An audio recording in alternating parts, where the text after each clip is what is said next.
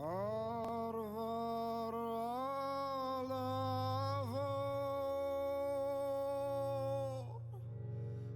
heimer bygdi Orimiz oldu Faryordovs golbur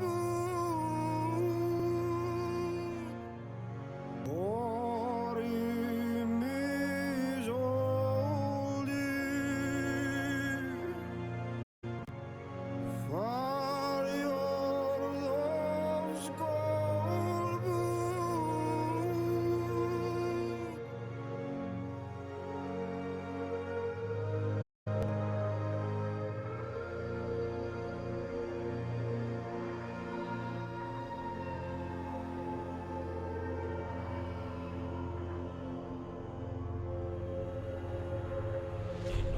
Gaga, Niflheim, Muspelheim, Ilvis, Oberfeller, Jotun, Sebaesai. Dinum, Gaga, Niflheim, Muspelheim, Ilvis, Oberfeller, Jotun, Sebaesai. Dinum, Gaga, Niflheim, Muspelheim, Ilvis, Oberfeller, Jotun, Sebaesai.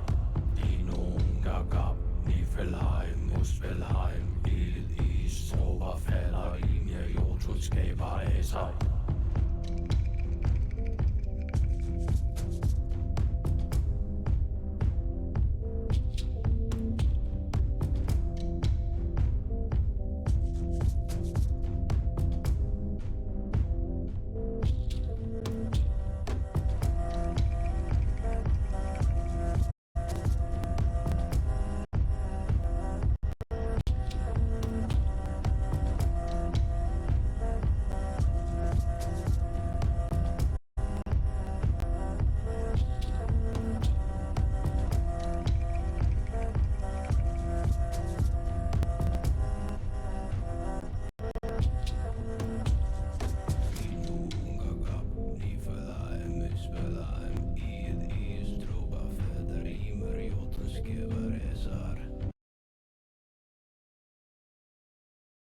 Hello, everybody, and welcome to the Season 11 live stream.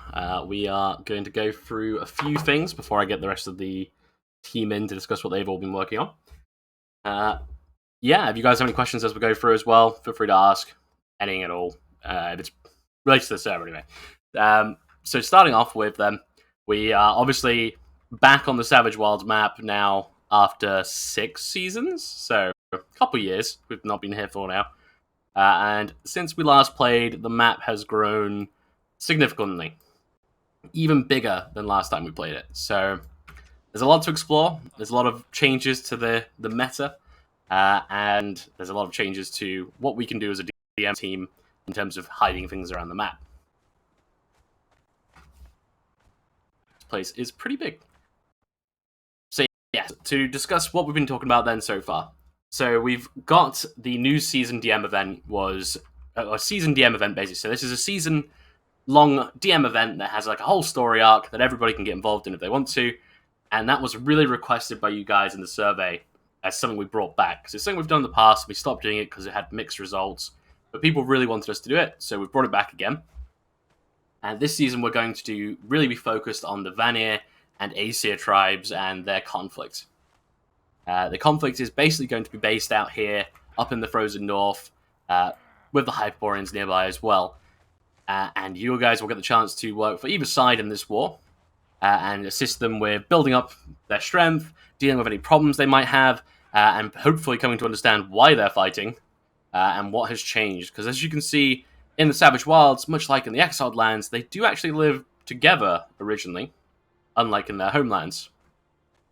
So there's a whole series of things going on that has led to this war, and it's up to you guys to basically figure out how that is and how you want to deal with that. That's helping them, hindering them, or conquering them. It's all up to you guys to figure out how you deal with that and how you proceed. Hyperboreans are very bad, yes. So yeah, that is the big main thing. What we've put in place at the start of the season, because we closed the server early so we could get stuff set up. So we've got 2 big areas set up for the Vanir and Aesir to start with. It's just a little quest line to get you guys hooked in. And what that'll do is give you an introduction to what's been going on and a chance to basically get to know each side and figure out how you want to interact with them. Apart from that, we've also put a load of smaller DM events in here, which aren't linked to the main storyline. But what we've done is we've gone in with the mindset of putting down hooks for you guys that you can choose to interact with how you like. So there's some hooks out here which are just treasure that you can go and find. There are other hooks out there which are, whole potential storylines for some clans. I know that one of the big clans that you guys probably have seen in the advertisement channel, they've contacted us, asking us to put things in. So we've put 2 whole hooks in there just for them, which will help steer their storyline however they see fit. So these hooks are all going to be there, and the more you interact with them, the bigger they'll get. So if there's something that you guys are really enjoying, keep running with it, and we will keep doing more DM events for that storyline and getting more input on it. If not, we'll just make new ones and keep putting hooks in until something scary happens and you all dive along with it. Let's have a look. The other thing as well that came up a few times, not so much in the survey, it came up more in discussions we had in Suggestions channel, was a little fear about cursed items and things like that, and dying in DM events. So, obviously, dying in DM events is something that can happen. You will be told or warned beforehand if it is going to happen. So it's not something that you're going to walk into not knowing. But things like cursed items, we've decided to be a bit more creative with. We've borrowed from a few different sources for how we're going to do these. Some of them mostly Howard stuff, but also things like Ruins of Simbram, the Lord of the Rings RPG, and things like that as well. So some magic items, if they are cursed, will basically have the option for you to draw on their power, and that's when the cast will start taking effect. So rather than you just going in and picking something up and then, haha, you're cursed now, it's now you are getting something in return for this. So it's power, power and reward, and in return you get some negatives for it. And eventually it'll get worse, and it's up to your character to decide if it's worth pursuing that or not, and when it's worth pursuing that. Because if they're in a really bad situation, the temptation is going to be a lot more rewarding for them, I imagine. So one of the things we've put in is there's a weapon hidden out on the map at the moment. Stat-wise for PvP, it's nothing crazy. But it does interact with the new RR system we've set up, and it does make your character have different traits. So if you do find this weapon we put out in the world, have some fun with it. If you don't want to use it, leave it where it is. But yes, there's a lot of new toys that are heading out here. We've got 4 DM events set up at the moment, and we're going to have 6 before we go live. So there's quite a few on the map now. Oh, I'm not reading chat. I'm a monster. Yeah, so new traits we've got. Well, we'll have Akador and Shad coming because they both built that. So there's a lot of changes to the RR system. It's not a massive overhaul because we had to keep it within the confines of the character sheet for this season. We might change that next season. But we've made it a lot simpler. The combat is no longer crap, put it that way. All right.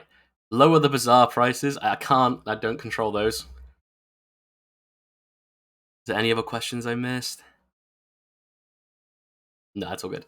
Okay, yeah. So that's the big changes to DM stuff. So there's a lot going on. When we were doing the planning for this season, we basically said, this is what we're going to focus on. DM stuff is our spearhead, and this is what we're going to really, work with. Yeah, I know you were joking. I know. So let's have a look then. What's next on the agenda? We've got the ritual changes. So another thing that came up in discussions and suggestions and in the survey is that the ritual system was really good for some people and made some good stories, but the wait times were ridiculous, character immersion breaking, and in some cases, concept breaking. So the ritual system had to be changed for the better, and we've changed it 3 times now, trying to figure out how we're going to get this to work. And I think having discussions with you guys in general chat and other places, we have come up with a solution to this, which should be fairly elegant and should hopefully get rid of those horrible waiting times. So the main change is when you guys make a submission for a ritual, the way it used to work is you make a submission where you've done everything already in-game. So all the preparation you've done yourself and you've sent it in to us, we read it and then we decide how we're going to proceed, and then you have a session or you get your answer. The way it's changing now is when you have an idea for a ritual, so say you wanted to curse someone, you would let us know. You'd come and talk to the ritual team and say, hey, I wanted to do this curse ritual, and we would talk you through it, how you go about it, you'd let us know the plans, and we'd try and guide you in the right direction. So this conversation's happened before anything's happened in character. This is something that happens in a live chat rather than waiting for a response. So you're not waiting around for ages in character after you've done something. That way, the DM, or the ritualist, sorry, who's going to be leading your ritual, and you are on the same page right from the bat. If there's any questions or any hurdles that you guys need to overcome together, there's opportunity there now for that. Once you've then gone through that together, that's when things go in character. So now you and the ritualist have come up with your plan on how it's going to proceed. You go in character and you get things ready. I don't know why I'm overheating. It is snowing. It's really weird. I'm starving. That's why. Sorry. Yeah. So anyway, once the ritualist and you guys have come up with the plan together, you go in character and then you start doing stuff. And there's no interruptions to your RP anymore. You're just going through and you're doing stuff and you're actually getting to interact with the world. So that should hopefully get rid of all those horrible wait times in character. It should mean that you guys are able to get on with it and do what you need to do. And when you're ready to do your ritual, you're doing it either in-game or you already have your answer ready. So, for example, with our curse ritual, if what we want to do is make this curse, you go off in character now after speaking with your DM, you run around, you collect all the bits you need to do, you go and do your ritual for your curse, or you give them the poisoned apple, whatever you want to do, and then that result is instant. We get in contact with the player for you, we let them know. Or you will have a rune already that you can give them that will interact with them. So it just removes that hurdle which really limited the system, which was basically having to wait for the out of character side to catch up with the IC side. And that, it was a really simple change, but talking to you guys, that's what we came up with. Let me just make sure I haven't missed anything out here, otherwise Ahmed will yell at me. So again, result method. So again, you can do the simple result, which is where we just go, yes, you can do that, and this is what happens. You can have your out-game session. So if you do want to have that big session where you're having a vision, you can do that out-of-game still. That option is available. Or we can come in-game and we can do the DM session in-game. So the in-game ones are going to be for things like maybe if you're summoning a monster, or if you're directly trying to get the god involved. In some rare cases, we've had avatars come down. So that's when it's going to be in-game. Otherwise, you could probably want to be going for your quick ritual answer, so you can just get on with the RP. If not, if you want a big session about dreams and things, out of game is fine. He's really bad at explaining this. Well, you suck. Okay. But yeah, what I recommend is, guys, have a read through the ritual changes, see what you think. I'm hoping that this removes all of the waiting around and everything like that. Okay. So that's the ritual stuff. Does anyone have any questions about the ritual changes? I am reading your notes. Does anyone have any questions about the ritual changes then at all? Before we proceed on to the new lore articles.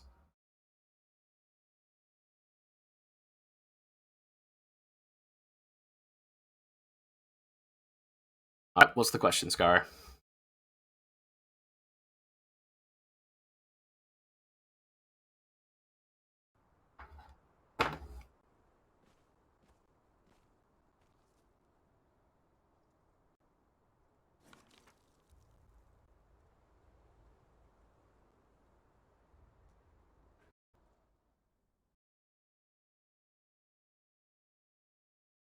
How many licks does it take to get to the Tootsie Center of a Tootsie Pop?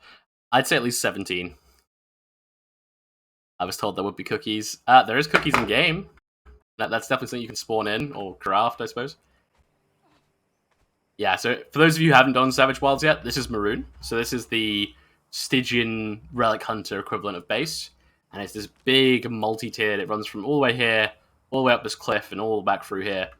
It's this huge city that you can go around. And I think most of these buildings are accessible as well. It was one of the big changes since we last played here. So these are all accessible and have various things inside. So if you've got any explorers out there, it's a good city to explore. I will probably be putting some DM stuff in at least one of these buildings. I will try and make it a little bit obvious, so you're not having to run through them all if we do that.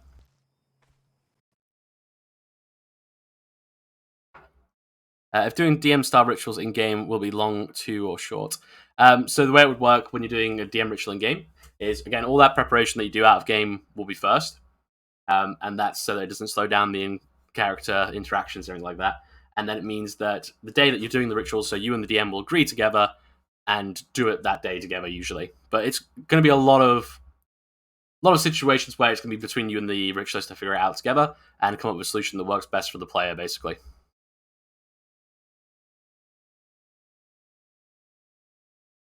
Yeah, so the hypothetical example that the Yogs asked for there. So, for example, let's say, what we've got in the past here. We've got Surta rituals. So these are rituals where, not Surta, Svalrog.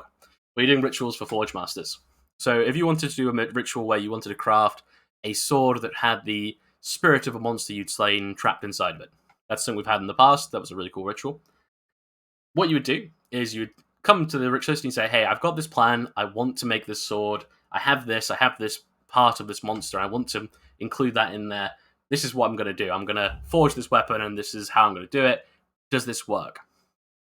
And then the GM can go, well, yes, it does work. However, your god might not agree with this bit. Because your character would know that. So it removes those gotcha moments that could happen in the old ritual system where the player hasn't thought about it, but their character sure would know. Once they've then come up with an agreement, and that's how they're going to proceed, so the character has decided, yeah, I am happy with that, I'm going to proceed anyway, even though it might upset my god, I'm happy to proceed. He goes enough, and he does the ritual then, and starts gathering the things he needs to do it. He does the RP. Before he does that, though, he'll have a chat with us and say, I want this to have an instant result. So that means as soon as he's done the ritual in game, he wants the sword so he can hold it, and he can give it to whoever he's going to give it to, or use it, whatever he wants to do. So that's how that's going to work. Or he can have the out-of-game ritual where he spends some time crafting the sword and everything like that. Or, again, he can have it in-game. Probably wouldn't, in this case, have it in-game.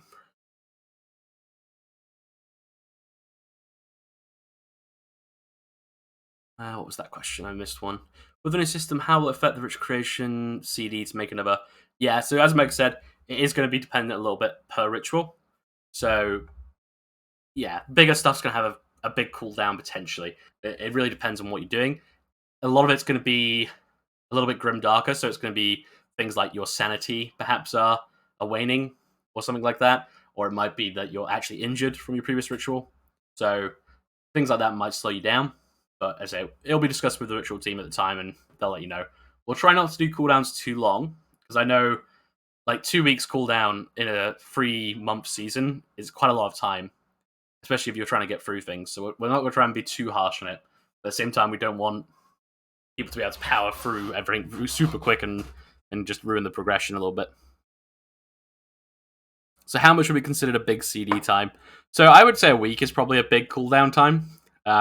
Obviously, that is up to the ritualist, but as server owner, I would say a week is probably a big cooldown time. So if you're doing something fairly big, your character needs to rest for that long. That sort of thing. But as a ritualists will be able to arbitrate that on themselves. If you disagree with it, of course, you can always raise it to a keeper. But 1 week is probably the maximum you're going to be looking at.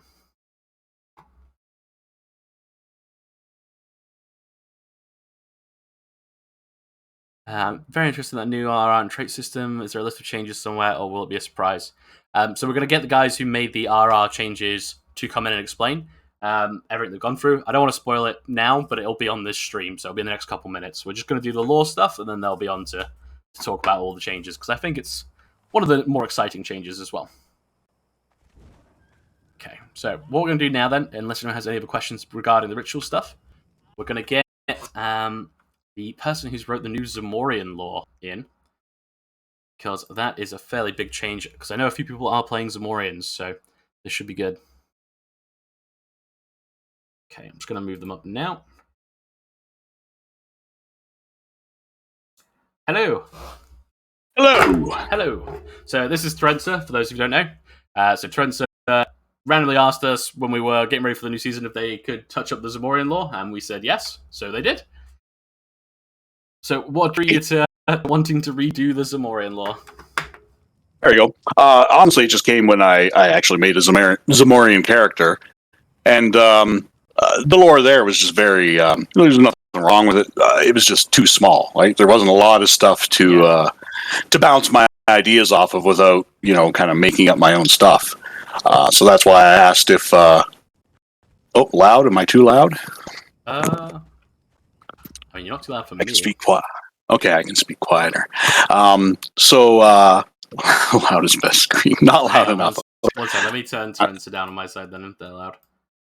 All right, talk now. There we go. Yeah, is that better for everyone? Testing 1, 2, 3, 4. Zamorian. Saul comes in and just starts screaming. Too quiet now. Oh god. All right, we got. All right, let's try you at 75%. Give me a 75% power. Okay, that was 75% power. let's see how the whiners feel. Yeah, nobody's complaining yet. I think they just don't like the sound of my voice, which is All right. understandable. Tamas says it works, so that's all good. Okay, good. Okay. Yeah, so that was basically it, right? I looked at the lore and I was like, I had to go kind of deep diving myself around the internet to find stuff to bounce things off of. Plum hates it. Well, that's good. Just leave it where it is. And yeah, so that's why I did. And then, so Anime sent me in the right direction with a bunch of RPG information and stuff, and I went in there. So if anybody's already made their Zamorian characters for this season, they don't have to worry about it messing up their plan. I didn't change anything. I just expanded on everything. So I put a lot more in about the how the government works and a new map. Really expanded the religion, so there's it wasn't all about Bel and Zath. Basically, the other gods now get their spots to shine for people who want to choose different gods and things like that. Yeah. More about the military and their relationship with the countries around them. And for those who are really fans of the Xandra's in there. If they're people who are really fans about the current Zamorian style and stuff, none of that was lost. There's still the shadowy backstabbing people that you all love. Yeah. So I mean, the old Zamorian lore was, as you said, very bare bones. It is, I think, our oldest lore article potentially, because every time someone's gone to rewrite it, we've gone and looked and gone, there's like no lore in this race. So what is it that really drew you to that? Because I think it's a really cool idea, and I've seen other Zamorians played on the server that were just really interesting. Because the trope that seems to be about Zamorians is they're just thieves. And I mean, most of them are thieves, but there's a lot more to them. Like, they have a whole complicated, like, how they interact with each other, like the different, levels of, say, royalty or influence that they have in their country. So, I mean, the thief thing is still very prominent, but it also focuses a lot more on, like, the tribulations of some of the lesser classes. And Tamardi said sexist, and that's very true as well. Like, the female Zamorians are really downtrodden. Really are, yeah. And so I tried to point that out a lot in the different sections, like, so that people could be, just have more things to bounce off of, basically, when they're making their character. More things to interact with in their backstory. So, Zamorians is... I really like playing thief characters. I'm not doing one at the moment, but they're one of my favorite things to play. Zamorians is something I've played once or twice. Obviously, I read through the lore page, and there wasn't much there to go on. And like you, I went and bounced through the RPG books and things like that. Yeah, they were very, very enlightening, actually. And it definitely makes a big difference. So, do you think that we're going to see more Zamorian Thieves guilds? Does the law permit things like that? Or is it going to be more based in the more Hyborian style? No, I think you'll see a lot of that if people do want to bounce off the lore, because, you have the basic poor people on the street and that, but then you have the Thieves guilds, and then you also have the Corrupt Watch that answers to the king. I went a lot into the king as well and how he operates the country, and he's basically a drunkard and but he's clever and dangerous, which is why he's still in power. But he's also sometimes he's just not the guy you want to upset, because he'll just chop your head off and find someone to replace you, type thing. Yeah. There's no queen, because again, women are very downtrodden. But he does he has like a harem of sorts that he keeps. So a lot of the women who are of nobility really want to get into that, because they get special treatment, and he just does it to show off, though. So it's sort of a false queenhood. They wouldn't be a queen exactly, but kind of a false power because they could Yeah. be dropped out just as easily as they were brought in on the king's whim if he loses interest in them. So that could be another thing. If they had a character who was part of that harem at some point, the harem itself has its own intrigue where the women are trying to one up each other and Yeah, you that know, was really basically interesting. stay on top. It's Mhm. basically their way of trying to stay on top of everything. Yeah, and you know, you fail one thing and whoop, oh, you're back to the bottom or executed more likely. Or maybe exiled to the wildlands.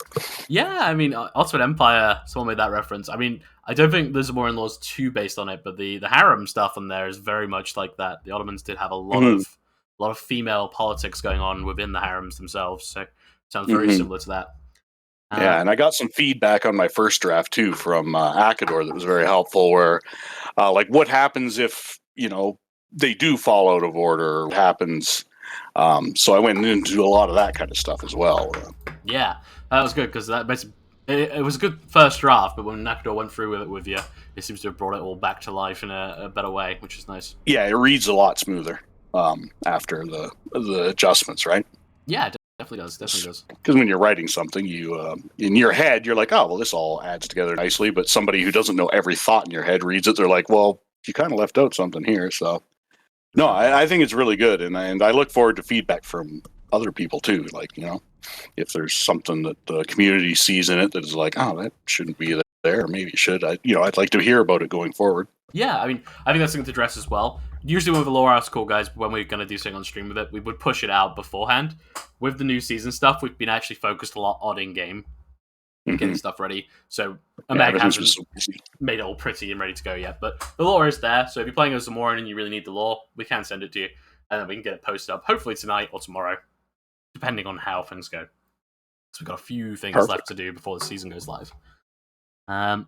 So I've got some other questions I wrote down. So, what is your favorite part of the new lore? My favorite part of the new lore, I think, is the gods. Because I redid the god section as well. Because that was one of the main things that really jumped out at me when I tried to make my Zamorian character. Is we had the great big section on Bel, and you know, Zath had a little bit, and then the rest it was just like, yeah, there's another spider god who's there, and there's this snake guy who kind of hates that. You know, there wasn't much to. So I really had a lot of fun digging up all the info I could on those gods. And Marksman's just asked, it won't affect any of the current Zamorians at all, will it?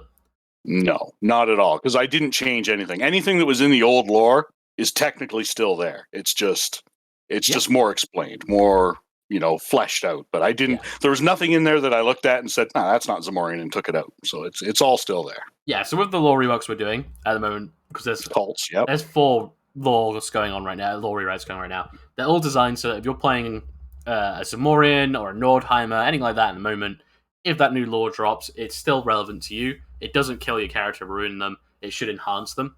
And I think Zamoria definitely does that, where you've got the same building blocks, the same bones of what you had. You just got a lot more stuff that you can explore and go around with, and little cultural bits and pieces as well. And actually, there's a question, Cult of Morath. Yep, that's in there. There's a whole little section on cults in the God section. Some of that I did have to leave vague because it simply is like all the little towns dotted about Zamora, which apparently there are a lot. There's all kinds of crazy little cults in that, and they just kind of have general. So, I mean, you could technically, when you're making a character, make up your own little cult pretty easily with the rules or the overseas that are there. But yeah, there's stuff on Morath, Amity as well. Like, yeah, I tried to find every god I could of Zamora and give them their own fair shake in the lore so that people have a choice. Yeah. So, I mean, I'm trying to think. What sort of new characters could you see from it? Because obviously, we said before, it still works for everything else. So, Zamora has things like the Young Inquisition there as well, doesn't it? Mm-hmm. It's got the Wardens as well. So, do you think there's any other sort of like new cults or anything like that could potentially see new play? Oh, for sure. Like, because there was nothing really much about the cults before, and Xandru as well. There was very little about that. So, yeah, I think a lot of the things that maybe you will see pop up instead of just, you know, the more guild-like Zamorian thieves is maybe religious aspects of the other gods and the cults and stuff like that, as well as it gives a lot more opening for fallen nobles and stuff, because there's a whole section in there about how the nobles interact with each other, and the king tries to keep them kind of happy because, he knows they're useful and helpful to keeping him in power, but at the same time he does not suffer any hint of dissent. So they quite often end up getting killed because they said the wrong thing to the wrong person, or somebody hinted that somebody said something to the wrong. Yeah. Nobody When they expects a overreach, Zamorian Inquisition. Yeah, exactly. And the last thing, I guess, that I haven't mentioned much of is sorcerers. Zamoria is rife with sorcerers in all the lore I read. I even read an old one of the old original books that took place in the Tower of the Elephant book.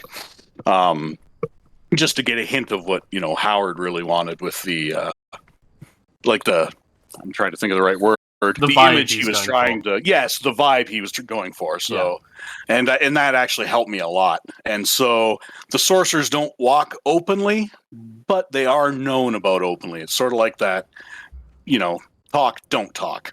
Well, right? yeah, you were saying that Turan was hesitant to invade them because of the sorcerers, right?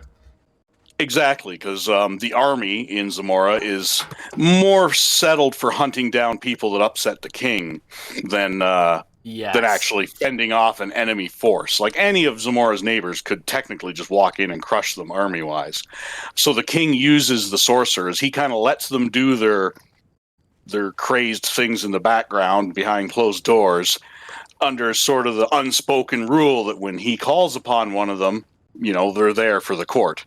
And so it would be more like if the Turanians decided to invade, well, it wouldn't be the army that suffers, it would be the royalty behind it that would suddenly find themselves falling to plagues and curses.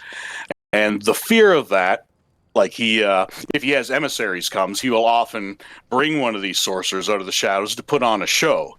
On the surface, the show is for entertainment, but really, it's a subtle warning. Like, look what this guy could do if you take this back to your leader and let them show how powerful these people are. So that's basically what keeps Zamora, as much as its neighbors might not like it, around. I think it's a very Hyborian age thing, isn't it, as well, where they're sort of teetering on that age of being able to be destroyed at any moment, but it's somehow balancing itself out, which is nice. Mm-hmm. I feel it suits the vibe. Yeah, and I also went into their history too, like the Zemri and the older ages of Hyboria. I can't remember the exact word for it off the top of my head, like the old Thurian age and stuff like that, because they are really one of the oldest races in the land by the way the stuff I read. Their ancestors go all the way back to the pre-Cataclysm age. Well, that's why it was surprising there was so little lore for it, considering how old they are and also semi-powerful they are as well. So yeah, and there was a lot there once I started deep diving. So especially from the RPGs like the Mongoose and that MA provided for me, it was just rife with that kind of old information. So yeah, we're going to start trying to put. I think you've got it in the bottom of your article, haven't you? Where a lot of the sources come from when we're looking at stuff like this. Yeah, I think I listed every source I had. Yeah. So we're going to start trying to do that with our lore articles. So if you guys want to expand it and find out more, you can go and read those books. And, if you get really fascinated with a faction, it's worth doing. I did it with Katai back on Grim Tales. I deep dived into that because the lore wasn't much there. It's just such a good way of getting more interest in that race. Yeah, and conversely, if anybody out there happens to know of other sources of lore for the Zamorian stuff that is, sort of canon or whatever, then hey, pass it forward. Might come in later edits. So Bodicea has just, I think, put one of the quotes that you actually have in the lore article there as well. Oh, where's that? Did I miss one? So no, there. What was the other thing I was going to say as well? So obviously, one of the things that came up in the survey was that people felt that we were being less grimdark lately because, and I think that's partially due to us pulling back on DM events a lot. Do you think there's anything in Zamora that's particularly grimdark? I mean, obviously, the Ong Inquisition alone is awful. Yeah. Every time I read one of their apps, I'm cringing. But But yeah, is there any other grim dark factions that you could see coming out of Zamora? Oh, yeah. Oh, yeah. Tons. Like the whole cultist thing is just insane. Like the stuff some of the cults do in that, and the nobility is so merciless. Like, and like we say, like the women are oppressed, and they really are. But I also point out in the lore that it's just almost as easy for a man to end up joining them because if somebody decides they want you as a slave or something, like it's So, basically might makes right. It's not another lore article where it's the women here have a better case of living than the rest of Hyboria. So they actually are fairly bad off there. But by the sounds of it, there is still a lot of play there for a Zamorian woman to have a lot of fun. Oh, absolutely, absolutely, there is. And that comes into the thief guilds and the stuff like that as well. And as I said, the harem, like, so even in the noble families, right? They're still kind of property, but there's a lot of angles you could go, right? Like, I could picture a woman getting sort of very fragile behind the scenes power by manipulating whoever it is that owns them and stuff. So, well, yeah, that's how a lot of women in history did it, right? Mm-hmm. It's, getting their way to the front, pulling the strings until they're in charge. Mm-hmm. Yep. And there is one very scary cult, I'll say, in Shadazar that is actually it's really the only woman I found in the lore that has true power. And she's so scary, her little cult, that everybody just kind of avoids her because anybody who comes into contact with them basically disappears, and everybody's like, well, they're gone. Like nobody's going to come looking for you. That's fair. And then the last question I've got is, let's see. What advice would you give for people who are, because obviously there's quite a few Zamorians this season already from what we've seen. Mm-hmm. What advice would you give these guys? If you're playing a rogue or thief-like character, which most of the Morians are in that thing, I'd look into the lore to see there might be a lot more reasoning of how you got there, or how you gained those skills, even though it's a very sexist country in that, and you could extrapolate from there. As I said, the religion and the sorcery and the monarchy, if you can even call it that, it's kind of more of a dictatorship, but because as mentioned in the lore, the king's family and all that are all dead, so there's one guy. That just kind of leaves you a lot of angles you could come in as how you got into that life more directly, as opposed to just ending up as a complete oppressed, cooking in the corner type character. Yeah, I don't think many of our players will play that. We're gonna get a lot more outlandish characters from what I've seen. Yeah. So, I hope so. Hopefully, we should see some interesting Zamorians. Yeah, I just hope people enjoy it. I just hope, and I am always welcome to feedback because, if it needs to be expanded more in the future, so be it. Yeah, that's fine. I mean, we can always easily expand stuff as well. So if you guys have anything you really want to see or anything that you think is missed out, let them know. Now, the little thing, as I say, it will be available for you guys as soon as possible. It'll either be today or tomorrow. It might even be being done right now. Who knows? So it'll be out as soon as possible. Obviously, with the season launch, we didn't want to push anything that's important to get out first. So yeah, I didn't even know if it was going to be out for season. Right, it was just something I was working on, and then you managed to find time, which I appreciate. It's definitely good. So that's kind of why it came out of nowhere. As far as there was no warning we were rewriting it or anything. It just exactly. Yeah, it was definitely out. There was no. We didn't really know it was going to be out in time for the season, but it is. Yeah. So I'll let you guys know as well. If you guys have any questions, but you want to type them out now to ask Terenza, now's the time. But I'll just let you know as well. We do have a couple more articles on the way. Obviously, the Nordheimers did win the poll we did. They're quite a big article in comparison to some of the other ones. They are nearly ready. We've decided we are going to do them on a separate stream because it deserves its own stream rather than anything else. Like it's two races and everything else, so we're gonna do their own stream for them, basically. The other thing as well is this Hyperborean rewrite coming potentially in the near future. That's in sort of the work in progress stage at the moment, but hopefully we should be able to get that out for you guys. We've learned a lot of new stuff about Hyperboreans from deep dives into lore. That I really want to explore a little bit. They are far cooler than I had realized, and I think we can really move them away from the horrible goth girls that people keep playing them as, and into something really cool because they are alien and it's awesome. Gurnicky. No, I mean maybe. Gurnikai, I always think that I'm dubious about because it's a very one-dimensional character. But it is something you can definitely make if you wanted to make someone into one, go for it. Let's see, what was the other races we've got? I think that's the three main races we're working on at the moment. There is talk about doing a bit of an Amazon touch-up, but that's way down the line. Probably not going to be anywhere in the near future, that one. But yeah, so that's something. Any questions about Zamoria? You got anything else you want to add about it? I saw Marksman asking up there, saying they didn't need a rewrite as bad as some of the others. I'd just like to say the only reason I went to Zamora first because I happened to play one last season, so it was just apparent to me, and I was excited to help. Yeah. But if going forward, people want, if there's something particular the community wants, like I love doing this kind of stuff, so that's something I can do between work whenever I have, half hour here or there. And oh yeah, so Marksman said they meant the Nords. Okay.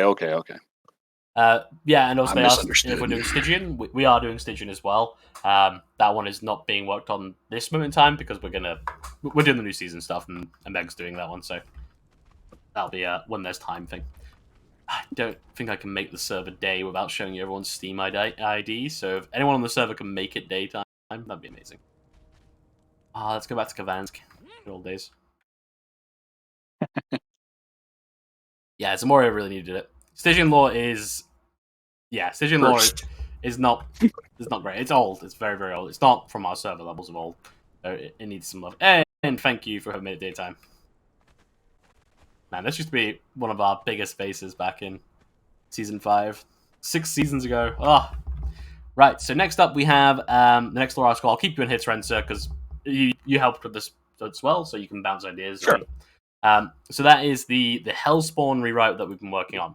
So Hellspawn, as you guys know them, are our first Supernatural article, and they've been touched up a little bit in the past, but they are really all over the place. They're really all over the place. They have the whole Seraphim thing going on. We kind of tried to construct all this like reasons for them to do everything, and we've kept the Seraphim in there. We've kept the demon pantheon in there. But we've really wanted to expand from just being Hellspawn to being all the demons in Howard's world, of which there's more than I can count, having read through everything now. And really, all these malign spirits and cruel creatures out there that do possess humans, because it's so common, and we wanted to make that into a race. So, Hellspawn have gone from just being glorified tieflings to being any kind of possession. So, any kind of cruelty, any kind of malice creature. We've got some examples in there, of course, but for the most part, it's being changed now from Hellspawn to what we're calling Corrupted Souls. So that's the new title for it.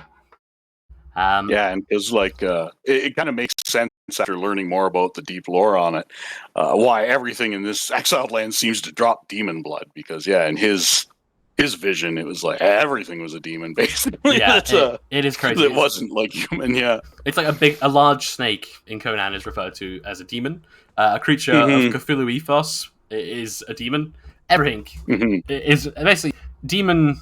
I think throwing the word around is kind of weird, but they are creatures that humanity doesn't understand in full. Is what the demons are in Conan, and that your cousin down the road with the strange eye. Yeah, exactly. And it's like these are something that we as staff on a Grim Dark server, demons should be our bread and butter because they are so diverse and so varied, and they're from every culture. And that's something we should really be playing with. And I think those of you going into DM events, keep an eye out for. It's not going to be. I'm not going to be focusing on the tieflings. Tieflings, the Seraphim demons, but I'm going to be focusing on some of the older gods, some of the darker gods in the Conan universe, things like the creature in Zaful and stuff like that. So expect to see some of that sort of thing if you're into that. I will put warnings on those events for you guys, so you're not diving into them unprepared. You will get some icy warnings. But there will be some pretty grimdark stuff involving demons later in the season. It's not part of the main server plot, but it'll be self-contained, scary shit going on. So I can say looking over that new lore made me want to play a Hellspawn again, or a Corrupted Soul. I'm just going to get the lore up now, and I'm going to go through it quickly. I did do this on a previous stream about the things that we were planning to put in there, but now that it's almost ready to go out, it's got a couple more things we have to do. and then it'll be ready to go. But this one, the people who have applied for Hellspawns this season, they've already been sent the lore, so they know what's going on. They know that their characters aren't going to be affected, so it won't be affecting them. But for the people later on in the season, if you want to re-roll or anything like later on, Corrupted Souls is there. So the lore article basically goes into starting off with what is a Corrupted Soul. So it's basically explaining that in the West, in Hyboria, they are Hellspawn. However, elsewhere in the world, they're more commonly known as demons. And these are any beings that aim to become one with a human through possession. So that can be creatures of the underworld, Earth, Outer Dark, things like that just want to get in there, take control of your body for one reason or another, and use it for their own ends. We then have, obviously, it goes into the regions that it all goes across, so it has a brief description of all the areas that these things can happen, but again, really emphasize anywhere is where these guys can come from. So I have described these before, I'm just going to go over them very briefly to describe it. So the areas we've got here, we've got the Children of the Seraphim, which they're Hellspawn as we know them. Then we've got other corrupted souls, which include the Kui, which are the Katai. So in Katai, the Kui are the demons of the underworld. They are without number. They are underneath Yun, who is the god of the underworld. In some cases, these Kui may end up possessing a human for one reason or another, usually when the human has displeased them, or if they've got a more malicious goal, they might take over the human for that as well. So that gives off for people who can play their, Eastern Hellspawn, which we've had on the server before, actually gives you some lore and some crunch to it, and a reason as to how this happened. So that's a big thing there. We've got the Daemon, who are from Argos and Corinthia. They are very close to the Children of the Seraphim, but they have their own sort of unique side of things about them. We've got the Keris, who are female, sort of banshee almost like, not banshee, harpy almost like creatures, I guess is the right way to put it. I won't go through all of these because there's loads. I have gone through them before. One of the new big ones that we added, though, that I do want to talk about is in Stygia. There is a really cool group of demons there who have snake-like... They're almost kind of like serpent men, but a little more evil. It's very strange. But there's a lot of lore on them. They are quite scary for people who are into that sort of stuff. Just see if there's any questions, because I just realized I was blurting. Glory to Kavansk, yeah. This area here. Some of my best RP memories on Conan are here. We had a crappy little village. Well, it was quite a big village. We had a village, we had a giant that lived with us that was being mind controlled by a fae. We did all sorts here. I remember there was one of the biggest fights I've ever seen in Conan happened at Kavansk. There was about 30 people chasing one guy who'd been going around beating up everyone on the server randomly. And I remember they all climbed on my roof, and I went out with a hammer, and I chased everybody off of the roof. It was good fun. I was there that day. I was visiting. I remember that. It was hilarious. That was good. So someone's message was stopped by the bot. Yes, the grey fellow. Yes, so Deadlykin, your question there, is it possible to RP a human demon symbiotic relationship? So me and Meg had a big conversation about this. It's something that, in the lore at the moment, is a bit of a grey area with the current lore on the server. With the new lore, we've gotten into a lot more detail on that. I'll just read out the bit we've got actually in the RP guidelines, because that'll explain it way better than I will. We took time to read that down, rather than me rambling. Yeah, let's have a look.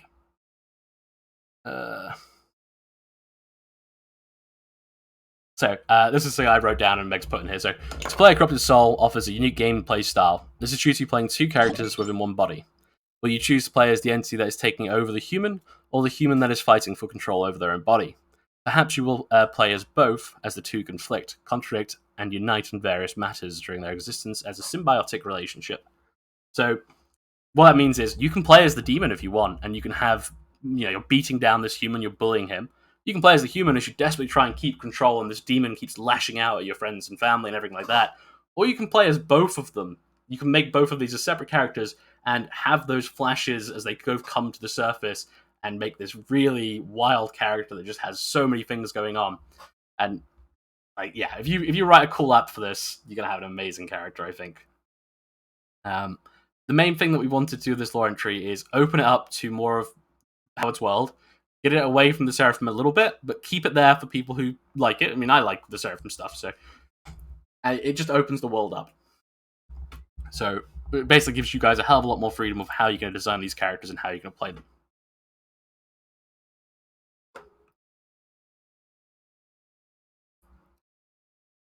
So Malzerga said, "Frig, I missed most of the stream." We will be putting a VOD up at the end if you want to watch that instead. We're also going to be putting, as Omega said, notes with everything that's happened. So don't worry, you won't miss anything. Doesn't Twitch also save it for a bit if somebody wants to go back and watch the first part again? Yeah. So we'll save the VOD and then I'll upload it to YouTube, basically. Oh, okay. Can my human side and Hellspawn side have a romance together inside of the same body? Hey, Yog, if you want to do that, that's fine. Whatever erotica you're into writing, I'm not going to stop that. If it sells well, I will take a cut. But that's all. Yes, it's called your hand. Wow. Okay. So yeah, that's the Hellspawn stuff. I'm going to go into a little more detail about some of the stuff here because I've zoomed through it. So let's have a look. The other thing we've done for them is we've changed their innate powers, because Hellspawn's innate power was that it could possess Vrows, and then when it died, it also could go and be potentially put into another body by a sorcerer if they knew a sorcerer. So that's being fiddled with, because while it wasn't used much, it actually probably was the most powerful supernatural ability in the game. So we have played around with it a little bit. Let me see if I can find the details on this. No, they're not written down. So yeah, you will see those obviously on the write-up. I haven't got them in front of me at the moment. Oh, yes, I do. Haha. So they maintain the when a mortal body is killed or the demon is exorcised from the host, the demon is left between states. Yeah,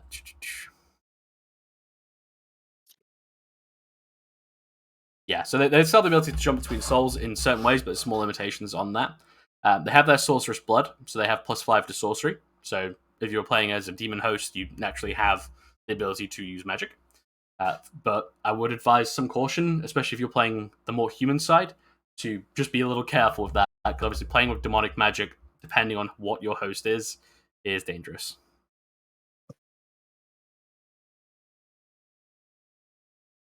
Let's see. So I was reading chat. The other thing we've got, emotional focus. So yeah, this was one that I think you came up with, Trenzer, actually. Maybe. The one where they're basically, the Hellspawn is able to make someone's emotion, a particular emotion, flare up for a set period of time. So, yeah, I kind of had an idea for a character once where I wanted to make a guy who, imprisoned demons in a object or whatever. But then the problem is the object, you have to keep it with you. And if it could influence you, right? Like, so if it was an angry demon, then yeah, it would change your personality when you were in contact with that. So if you had multiple things with multiple demons or whatever, you could, and those objects go out into the world. Yeah, it could be kind of fun. Give people a chance to flex their RP muscles, right? Like, you're still you, but you got this influence in the back of your mind that's just pushing a certain emotion or a certain sin or whatever it is you wanted to do. Yeah, so the emotional focus, the way it works is you basically have an emotion.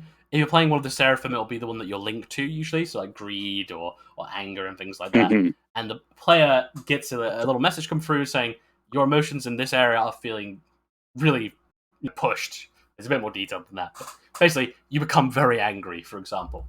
And what we've said is we've let this is going to be up to the players to decide how to roleplay it. We had considered saying, like, making it a forced thing and all this stuff, but it's up to the player to decide how their character is angry. So, for example, if I'm playing my Stygian dancer, they're not going to, stab you because they're angry. They're going to be rude. They're going to, try and get you hurt by other people, whatever. But they're not going to openly attack you. Whereas if I made my Vanir Berserker angry, he is going to rip my head off. So we're leaving it up to the players to decide how you do your emotions. You'll be fine, Tam. Lust is an emotion. Wow, you're in the stream throwing shade at people. Wow. How could you do this? So, yeah, I mean, obviously one of them is lust. Tam liked it. See? So we have left that to you guys to decide how you do that.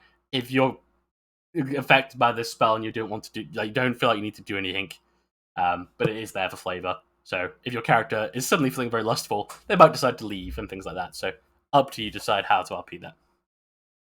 But yeah, it's more focused on things like greed, anger. I mean, all sorts. There's all sorts of things that the demons prey on in their fields. So you guys can go crazy with it and figure out how you want to do that. And it should just allow for that little bit of subtle influence if you play it right as well to start get things going your way if you're a more intrigue-based character. Yeah, I find that kind of stuff very interesting, just for RP hooks, just to be able to, you've made your character, but then something happens to change it a bit. It's sometimes a fun experiment. Yeah. So, I mean, the other thing as well, in regards to Supernatural's abilities in general, we're not changed all of them at the moment, but we are going through and trying to change some of them to be less crunch and more fluff, so more RP. It's things that I've spoken about in the past. We've changed the Jill now, so it actually makes you go deaf temporarily when it happens, rather than making you crouch and waddle around. So it is a big change.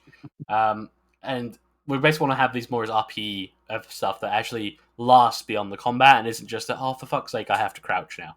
No, we want it to be something that lasts for the whole story and gives you something to go off of and hopefully give you some more hooks and RP down the road. Yeah, I mean, a big part of the law changes, as Mega said, is we wanted to get them away, even though they weren't played like it, honestly, we wanted to get them away from the tiefling stereotype and then really spread it out to all those different things in the Conan universe that corrupt, manipulate, and use humans as tools, basically, because you see it all over the Howard's work. You see it all over Howard's work about various corruptions and things like that. I mean, even the Serpent Men could potentially be considered in some situations, I imagine. We haven't brought that into our lore because we have our own article for them, but yeah, there's all sorts that those can do. Okay, I think it's been an hour already. It's time to get Akador and Shad in here. The Hellspawn will be posted as well later for today, so if you guys want to see that, you can go for it. Is it possible to resist the emotional spell effect via willpower roll, or is it a certain status? Let me double check for you, because I can give you the actual correct answer. I think Amag just threw an answer out there. Oh, did they? That makes my life easier. Oh, maybe. No, sorry, never mind. Wrong Okay, one. yeah. So never mind. I'm just convoluting things at this point. So yeah, as Mega said, yeah, it's not currently got a resist roll in there, but again, it's up to you to RP how your character would treat that. Because we do like the idea that these demons are pushing your emotions, and they are playing up to you, no matter who you are or what's going on. Your character will decide how that makes them react. So if you're playing, for example, a Mitrian knight who is all about protecting and has lived by those vows of knighthood, he might not turn around and beat the small girl down to the ground next to him, but he might tell her to fuck off. He might tell her to go away. He might scream at her and scare her, but he's not going to beat her to the ground or whatever. So yeah. I've seen a lot of players just kind of self-regulate that with that kind of thing too, right? Where they will roll a willpower roll to see, if there is no actual roll needed, they might just do it just to help guide how they're going to RP and stuff. And I mean, people are more than welcome to do that. That works a lot for a lot of guys. All right, so I'm going to drag Akador and Shad up here.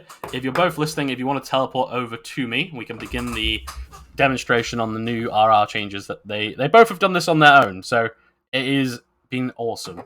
We asked for some help with it, and they both just went, we'll do it, and they've done it all on their own. It's been amazing. So I'll move them down. And 1, and 2. So the Akador and Shad are both here now. Terenza, if you want to hang out, you're welcome to do so. If you want to mute, sure, you're cool. I'll mute my mic here and just hang out and listen. Yeah, if you want to talk or you have any questions, obviously feel free to talk. So Akador and Shad, how are you both? Oh, fucking hell. You're good. Yeah, we're doing good. All right. Yeah, very excited to show to show what we did. Yeah. So we've got a creepy zomboy, and we've got Yamatai 2 Electric Boogaloo. All right. So I will open up the RR menu if you want to direct me where you want me to go, and we'll go from there. I've got my stats already set up. Yeah, I already have my stats set up. So. Okay, so I thought at first we'd just say a little bit about our general philosophy, I guess. Yeah. The previous system had a lot of good ideas, but RR is kind of restricted sometimes. So a lot of things just kind of fall flat, and it was kind of complicated. So people just kind of defaulted to using the roads.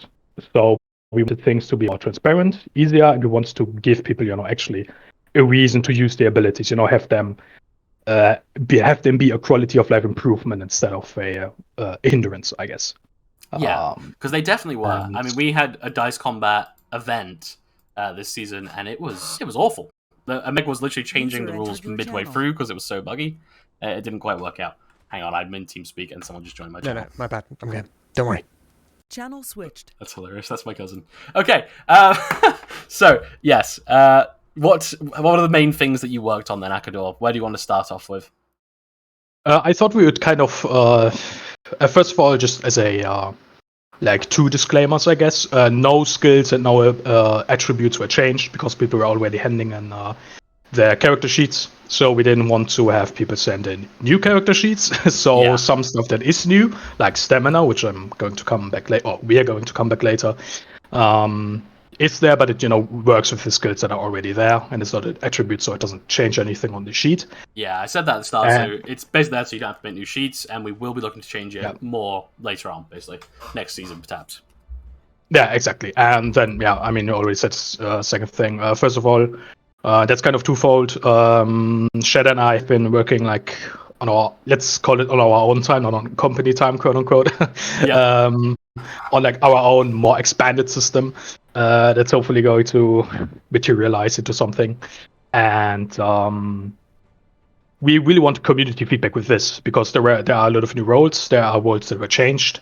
And if people got any feedback, we just want them to, tell us, okay, does this work? Does this not work? We updated a lot of the tooltips, Yeah. which you are going to see, to be, again, more transparent, to understand, okay, what is actually being rolled. And yeah. Speaking about it, let's say we start with the combat, and maybe Shad wants to say a little about that, or maybe not, then I will do it. Yeah, no, I would just like to say, just add to what you just said here, that the main thing is our main idea behind making these changes is just try to create a more streamlined system that can give you a quicker combat resolution. Because no one really wants to spend 10 hours doing, dice PvP. Of course, some people might love role playing for that long, but most of us are not really going to have the energy or time for that. Yeah. And it's really important for us that you guys try the system out, try to use the abilities, and tell us not just, oh, is this ability broken? Is this ability not broken? But tell us how it feels, what the flow is like. Is it too slow? Do you think we need to find a way to make it faster, more difficult, easier, or whatever comes to your mind? Just give us a feedback, and we're going to try to work on it, update things mid-season if we have to, and if we don't, then season 12 is going to come in the future, and we might have a whole new system. Yeah. It's not a spoiler to say, by season 12 we do want to have a full revamp of the system and get up to date, basically. It came up on the survey a few times. Obviously, the dice system is there, but it's more of a background thing. There was a great answer, which was that Grimtails should probably decide if it's going to be dice or not. And I had a long think about that, and we had a chat about it in staff as well. And we definitely want to keep using dice, especially as we're going into more DM stuff. Mechanical is what we are, and it is what makes us different than other servers in a lot of ways. But if you're going out and you're fighting your friends, or you're doing DM stuff, or even if you come across someone else who wants to do dice, it needs to be a viable option for you. Because the last system is too complex to even fathom doing, really. Okay. Yep. So where did you want to start then with is it combat you want to start with? Yes. I thought we kind of go through it in, first do the combat, show what we did, then show the healing, and the PD stuff, and then show the healing, and then the extra stuff that we did. Yeah, no problem. Oh, someone's messaging me in chat. Good. All right. Okay, so what would you like me to click on first then? So I've got the PvP combat abilities up in front of me now. Just obviously every PvP encounter, dice PvP encounter should start with initiative. Yeah, so I'll click on initiative. Which, just does what it says on the lid. Just rolls your dexterity and broadcasts it to everyone who's in range. So I'm just holding the mouse over it so people can read it. So basically, you roll dexterity, determine the order. So basically, same as D&D, highest or to lowest is how it runs. Yeah. So I hit initiative, use it on myself. Okay. Does that come through to chat? It should, yeah. Yeah. There we go. Just you, like your. Yeah, so initiative is 22. Yeah.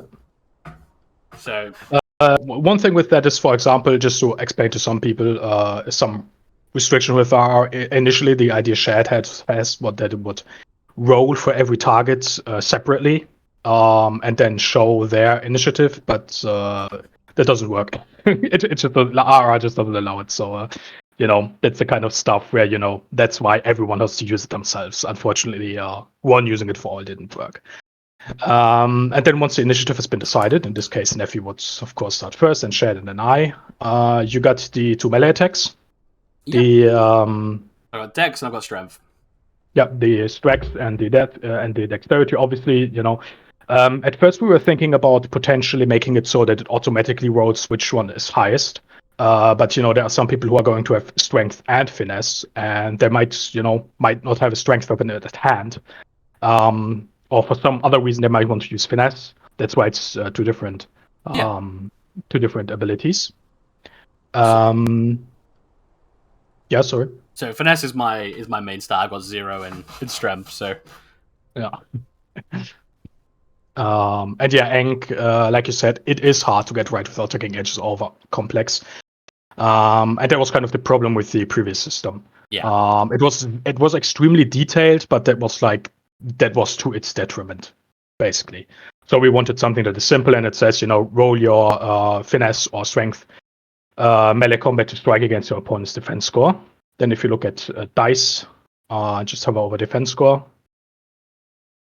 So defense score. Sorry, yeah. You should go to dice, Yeah, and then dice, you just go up. And then defense. Yeah. If you hover over again, as we said with the transparency, it does say exactly how it works. So you can even check that the calculation is correct if you do the maths. Yeah. So, which So nobody it's wants to. Nobody 8 likes plus the average of your strength, which in this case would be 0. Finesse melee combat, and doesn't it Dex as well? Oh, sorry, strength melee combat as well. Oh, strength and Yes. yeah, strength and finesse. Strength and finesse. Yeah, both of them. Yes. It'd be helpful if I could read. So that's how the defense is sorted out there. So that's because my melee combat is pretty good on this character because I've got 3 Dex and 3 finesse melee combat. Obviously, you could get it a lot higher. Also, just a comment as well, since we're talking about defense. We've chosen to go with lower defense scores because, again, we don't want to drag out combat too long. We want to give a skilled warrior a high success rate because that's what they are, right? They spend their entire life fighting. It's their bread and butter, so they should be good at beating other people up. But we also want the less skilled fighters to at least stand a chance. They might not have a very, high success rate. They might be fighting against difficult odds, but they have a chance at hitting their opponent and surviving long enough to escape, or even if they're extremely lucky, maybe they can, win a fight. Who knows? Yeah, I mean, I play a lot of Warhammer 40k, a lot of narrative stuff on there, and dice really can tell the story. There's situations where I've had a single Imperial Guardsman kill an Orc war boss with a flamethrower. So, yeah, I mean, moments like that can happen, and they should be rare, and they should be cool, because it makes them more interesting when they're rare. Just answering to Skubley's question, no. We decided to stay away from armor affecting defense or any other dice system modifiers because we don't want to create a paradox between dice system and gameplay. We want people to feel safe that they can have their gameplay gear without being punished by logical and realism in the dice system and vice versa.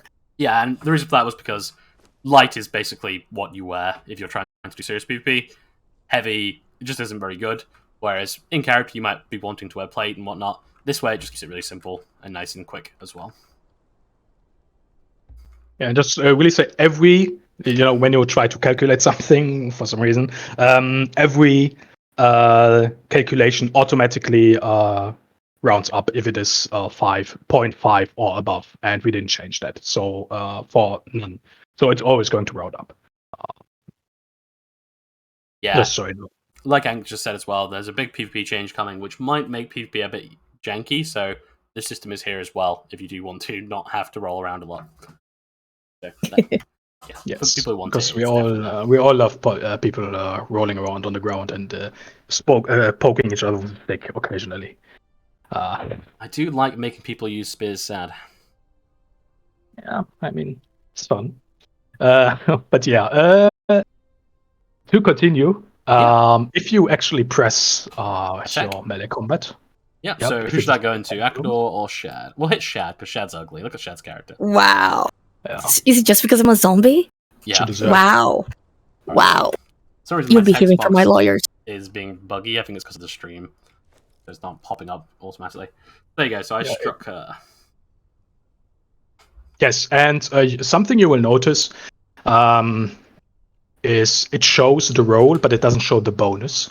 That's a conscious decision because we didn't want a situation where you could meta people's bonuses and see, for example, if they are supernatural or if they have some buff or something. And we hope that this will also increase, the adrenaline in the dice combat a little more because you might look at a character that looks unassuming. But they might have high melee combat because it fits their character, but you're not going to know. You're only going to find out during Combat, yeah. mid combat that they are actually really good, because if you are like someone who has high melee combat and you see the other one has like +1 or +2 or even +0, then you're gonna be like, okay, this is not gonna be too difficult, but you're not gonna have that security now. So yeah, it's kind of like anti-meta and wanting to make it a little bit more exciting, hopefully, for people. Yeah, I definitely like that as well because it does lead to those moments where I imagine they happen a lot in the time period where you get into a fight with someone and you're like, I can win this, and then halfway through you're like, oh shit, this is way harder than I thought, or this is way closer than it should be, and that's fun.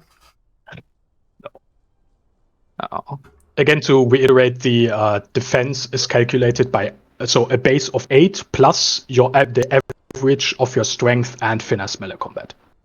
Yeah, so in this case I've got 6 for finesse melee combat, so it would be 3 plus 8, right? Yep. Yeah. So that's how the defense worked out. It's pretty simple, and it does it for you automatically as well, so you don't have to do any maths, which is nice. Yeah, and if it's saying dexterity melee attack, if that is a little confusing, we can just change it to finesse melee attack. It's like a 2-second change. Yeah, exactly. Yeah, we'll change So that. that's cool. Just so it's. It does say finesse melee combat actually. Oh, I mean in the ability, like the attack says dexterity Oh melee. yes, yeah. That's Yeah, fine.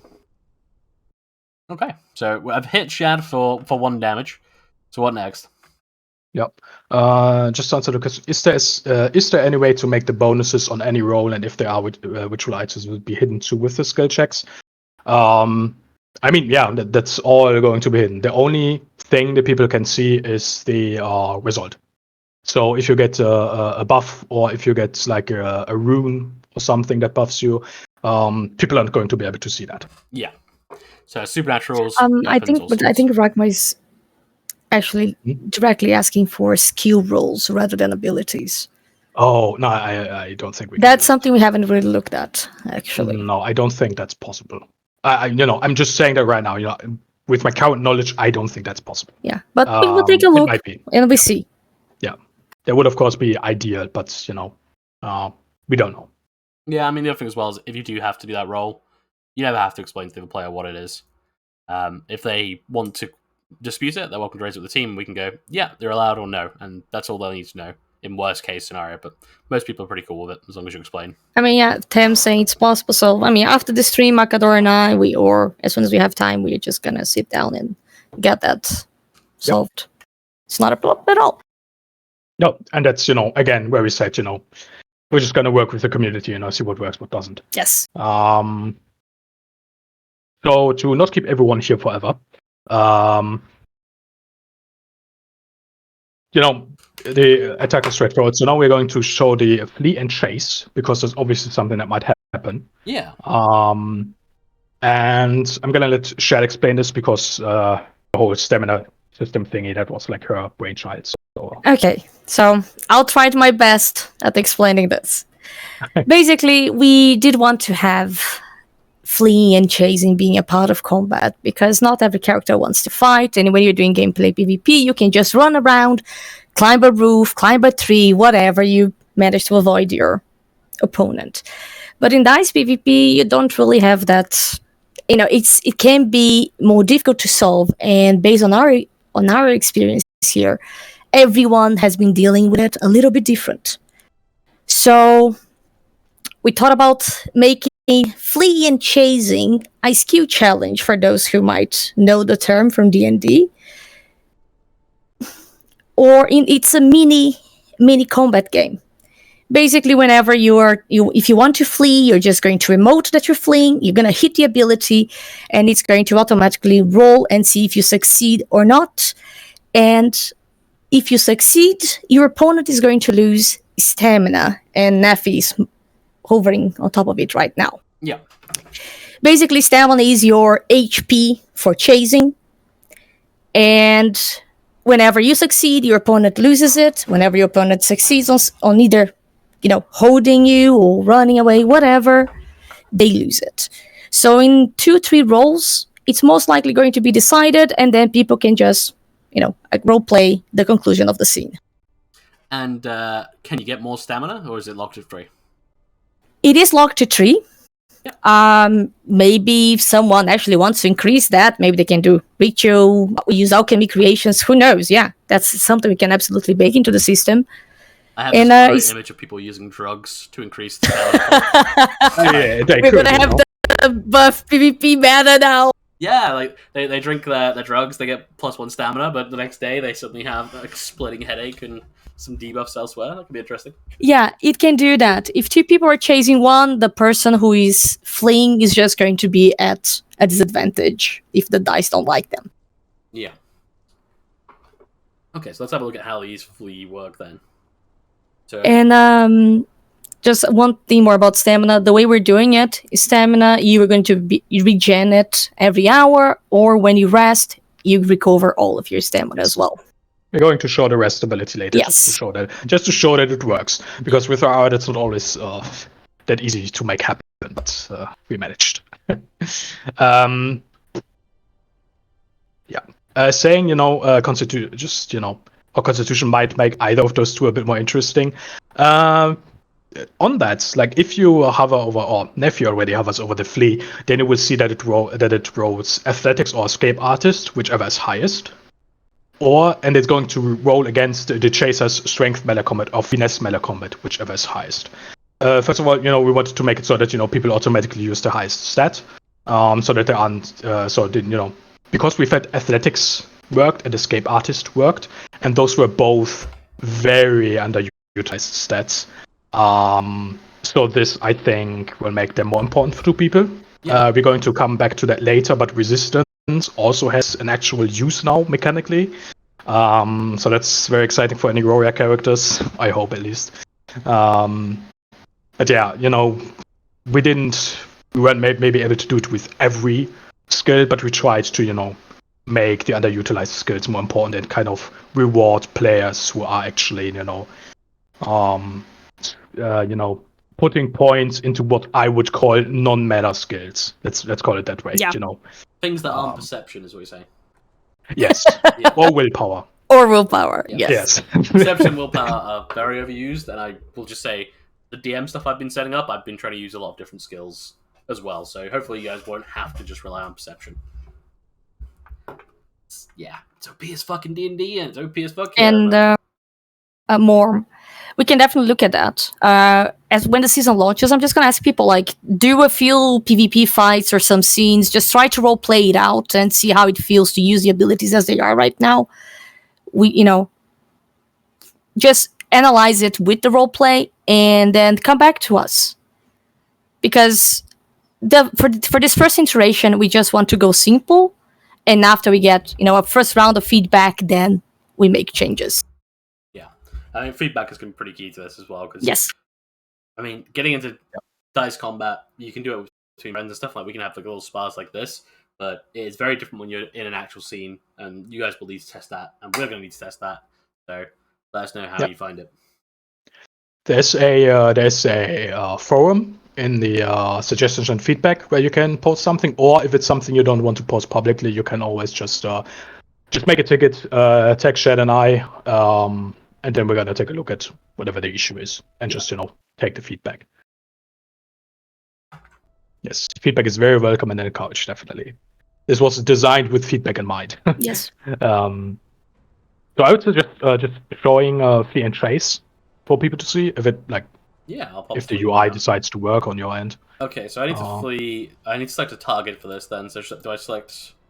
I'll select Shad. It because doesn't that's matter. what I'm flying, No. Okay, so I've hit flee there.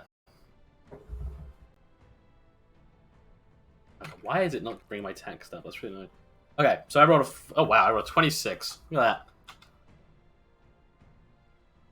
So I've lost 1 stamina to a total of 1 out of 3. Yes. Oh, you caught up to me. Okay. Yeah, I did. Oh shit. It's not over, of course. You still have stamina. We're gonna have to follow up. We forgot to edit the text. We're gonna do it after the Steam. Apologies. What I would say as well, just because this will be a rules question that will definitely come up. If, for example, I run away from you guys, I get down to 1 stamina like I'm now, am I allowed to turn around and start fighting now? Yeah, of course. I mean, if you want to, but Yeah. stamina, baking stamina into the melee attack is something we've spoken about very briefly, but that would be very complex. Yeah, balancing that would be extremely complex. So that's something for a bigger revamp system. But you will also notice if you are at 0 stamina, you can't use Flee or Chase anymore. So you're automatically going to know, okay, I am caught. You can't, or either you are caught, or the other person, got away. There we go. That's why I've clicked this green box and it was hiding the chat. Okay, so if I'll roll Flee again and we'll see if we can get my stamina down to 0 quick. So I'm running away from Shad again, who is scarily good at catching people. Oops. Oh, I managed to get away. So that decreases your stamina as well. That's pretty interesting then. This is my first time seeing the stamina thing as well, because last time we looked at it, it was just the melee combat. This is definitely a nice addition. Oh no, I also lost. So you're out of stamina now? Oh, you got 1 stamina left. No, I'm at 1 as well. All right, so we'll just see who gets to 0 first here. Yes. We can test out that other ability as well. All right. There you go. So since you drained my stamina, you managed to escape, and the PvP fight ends here, and you can run away, run to the hills, and find safety. Tell everyone how mean you are. Yeah. Excellent. Shad physically can't use Chase anymore, Yes. or Fleeing. And yeah, like Amek said, chasing and fleeing, stamina right now is exclusively for chasing and fleeing. To make it, relatively quick. Like she said, it's like a little mini game inside of a fight. Yeah. Basically. Yeah. So yeah, you can be a coward if you want. Yeah, I really like that change. That's good. So now that Shad's at 0 stamina, what happens now then? Now that you've caught her, you can use hover over Final Blow. I'm actually very excited for that one. So you strike a final blow, end a combat encounter with this ability when your opponent has 0 HP, or after downing an opponent through gameplay PvP. So this is if I down them through melee attacks or through chase. No. If they are at 0 HP, like it says on the lid. Yeah, so 0 HP only then. Okay. All right. So I will. And it should be said, Final Blow should also be used with gameplay PvP. Basically, whenever you down your opponent, be it dice PvP or gameplay, you can use that to inflict injuries. So yeah, I'll read out the rest of it then. So when your opponent or after downing an opponent through gameplay PvP, rolls an injury for the target. 1 equals medium injury, 2 equals severe injury. Additionally, applies a mild injury to the caster. Remember that any participant in mechanical or dice PvP has to take a mild injury. So that's just to simulate that everyone gets a little bit hurt in combat, even if that's just a minor bruising or whatever. So I'll do Final Blow on you now.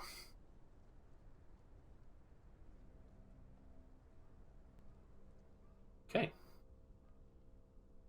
So I popped up now. I've got Shadow received a medium injury, Nephew received a mild injury, and then it actually gives a description now of what those mild injuries are, which is great.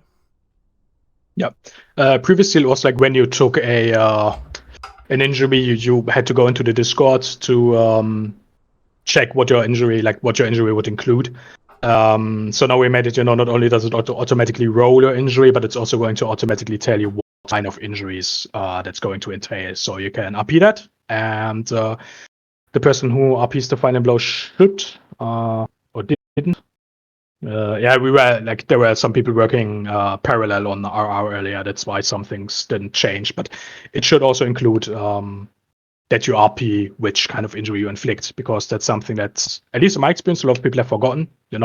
When you down someone's also kind of on you to emote, how you down them, so that for the medical RP and all that, for the consequences, the other person actually knows, okay, I'm injured in my arm, in my leg, in my torso, or my eye might be lost. So, for example, I've downed Shad, I've stabbed her through the shoulder. She then gets the medical stuff for her shoulders, where she'll be focusing the RP on for that. Yeah, that makes it more focused and less, I am injured, and then, you kind of have to come up with something. So it's a little more guided. Again, cuts out the Discord, makes it easier to use. So I'm going to read out Tam's question quick. So they said, question: if Sorry, there is a multi-person fight, if player A and B are fighting C and D, C runs away but D is still fighting, will there be a ruling which prevents C from returning to the scene to avoid that player C fetches their 6 friends and comes back and ganks the other 2, basically? So is there a ruling that's going to prevent someone from fleeing the scene and coming back? That's something we haven't planned out, I don't think, so we'd have to discuss that. I would say this is kind of like a depends on the situation kind of issue, and obviously dice PvP takes longer. We try to make it so that it doesn't take too long, hopefully. That's why the HP was reduced to 5. There are no longer. Previously, there was like attack. I don't know what it was. It was like attack bonus and everything. Yeah. But yeah, I think like Amex said, that's just like don't be an asshole. If you abuse that, obviously. Remember that we have like what's it called? Like the catch-all rule of if you violate, if you obviously violate like the spirit of the server, the spirit of RP, if you just flee and you run across the land, because in game that might take you like 2 minutes, but realistically it will take you longer than the fight lasts. Then then you're just being an asshole, so that's not going to be like tolerated, so those people aren't going to get screwed over by that. Yeah, I mean, Mika says, well, it might be worth make it so they wait until the dice combat's over. As I say, what I would suggest is, at the moment, as it goes live in the moment, tomorrow, it will be more or less on a system. So, like I said, if you're going to try and cheese it, we'll step in. But we might have to come up with a rule set for it, like you're saying. I would like to leave it as free as possible for you guys to decide. But yeah, something as simple as anyone who flees may not go back, like Smarter has just said. Things like that work quite well. I agree. They can't go back until the combat's finished or something like that. It is a really simple thing we could fit in. We might be able to get that out before tomorrow if it's something that simple. So, yeah.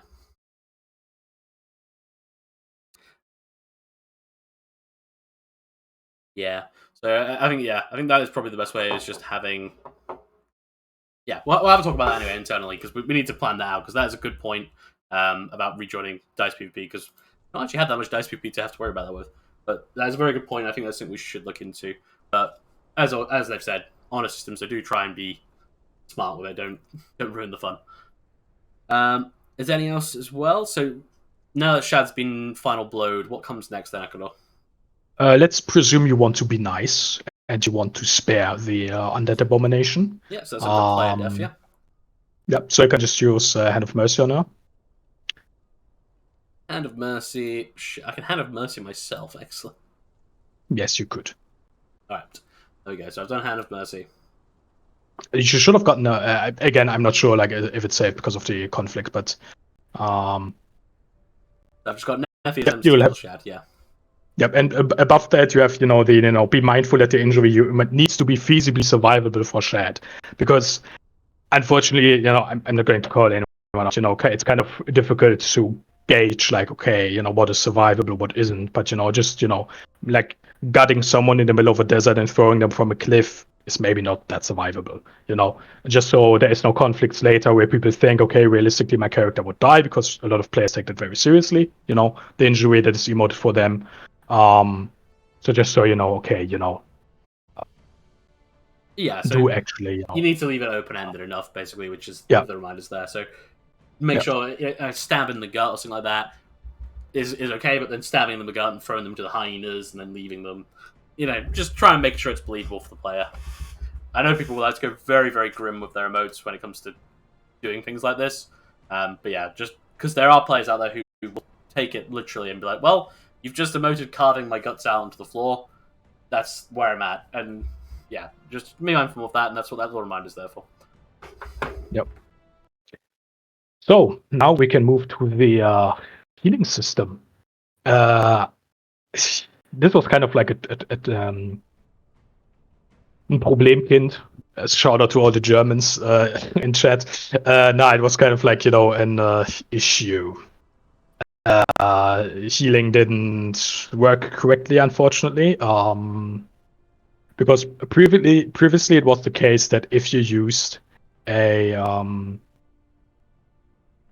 advanced healing, it would roll against a DC of 15, no matter what kind of injury the person had. So using advanced healing on someone with a medium injury would be more difficult than a less skilled healer using basic healing on them. So we made it so that instead you now have, treat medium, mild, medium, severe, deadly, as it says on the lid. It's going to we didn't update the tooltips.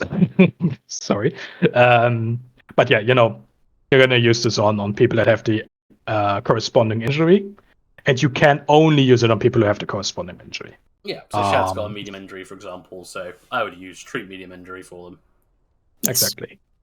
Be mindful that injuries stack. So, don't go running around PvPing people again before you heal, because if you get several injuries, you will get several debuffs. There's no making it less or something. You will get them, and it's going to lower your defense. It's going to lower your max HP. You're not going to have a good time. Is So there that a way should we can hopefully see where they what it does to you exactly? if you go on admin in your character sheet, Yeah. then it's gonna show the perk and the Oh no, in the yeah. If you go dice, then the top right. On the very top, Yeah. top left first. Dice, and then there. Yeah, I'm here. Okay. So there you can see what it. Oh, because there's a delay on the stream. Right, okay, yeah. So, where do I see the injury I've got at the moment? Because I've got on the left. On the left. On the it's at the very top. At the very top. Oh. On the left. Yeah. On the left at the very top, yeah. Yeah, so, because I've got the bard injury, you guys can see I've actually got some negatives to my stats now. Yeah. So, yeah, stacking injuries, you need to be careful, because it will actually affect you. So, be careful. Like Shade, for example, right now has a medium and a deadly injury. So, she's really going to be struggling. Just a flesh wound. I don't know what you're talking about. Zombie's fine. Right, okay. Yes, it's a zombie. So now I'm a monk man, so I'm gonna use assist healing on you, which is a new feature for the not mostly, but primarily for the teaching system. This is kind of my brainchild, so if something doesn't work, shout at me, not Chad. He's innocent.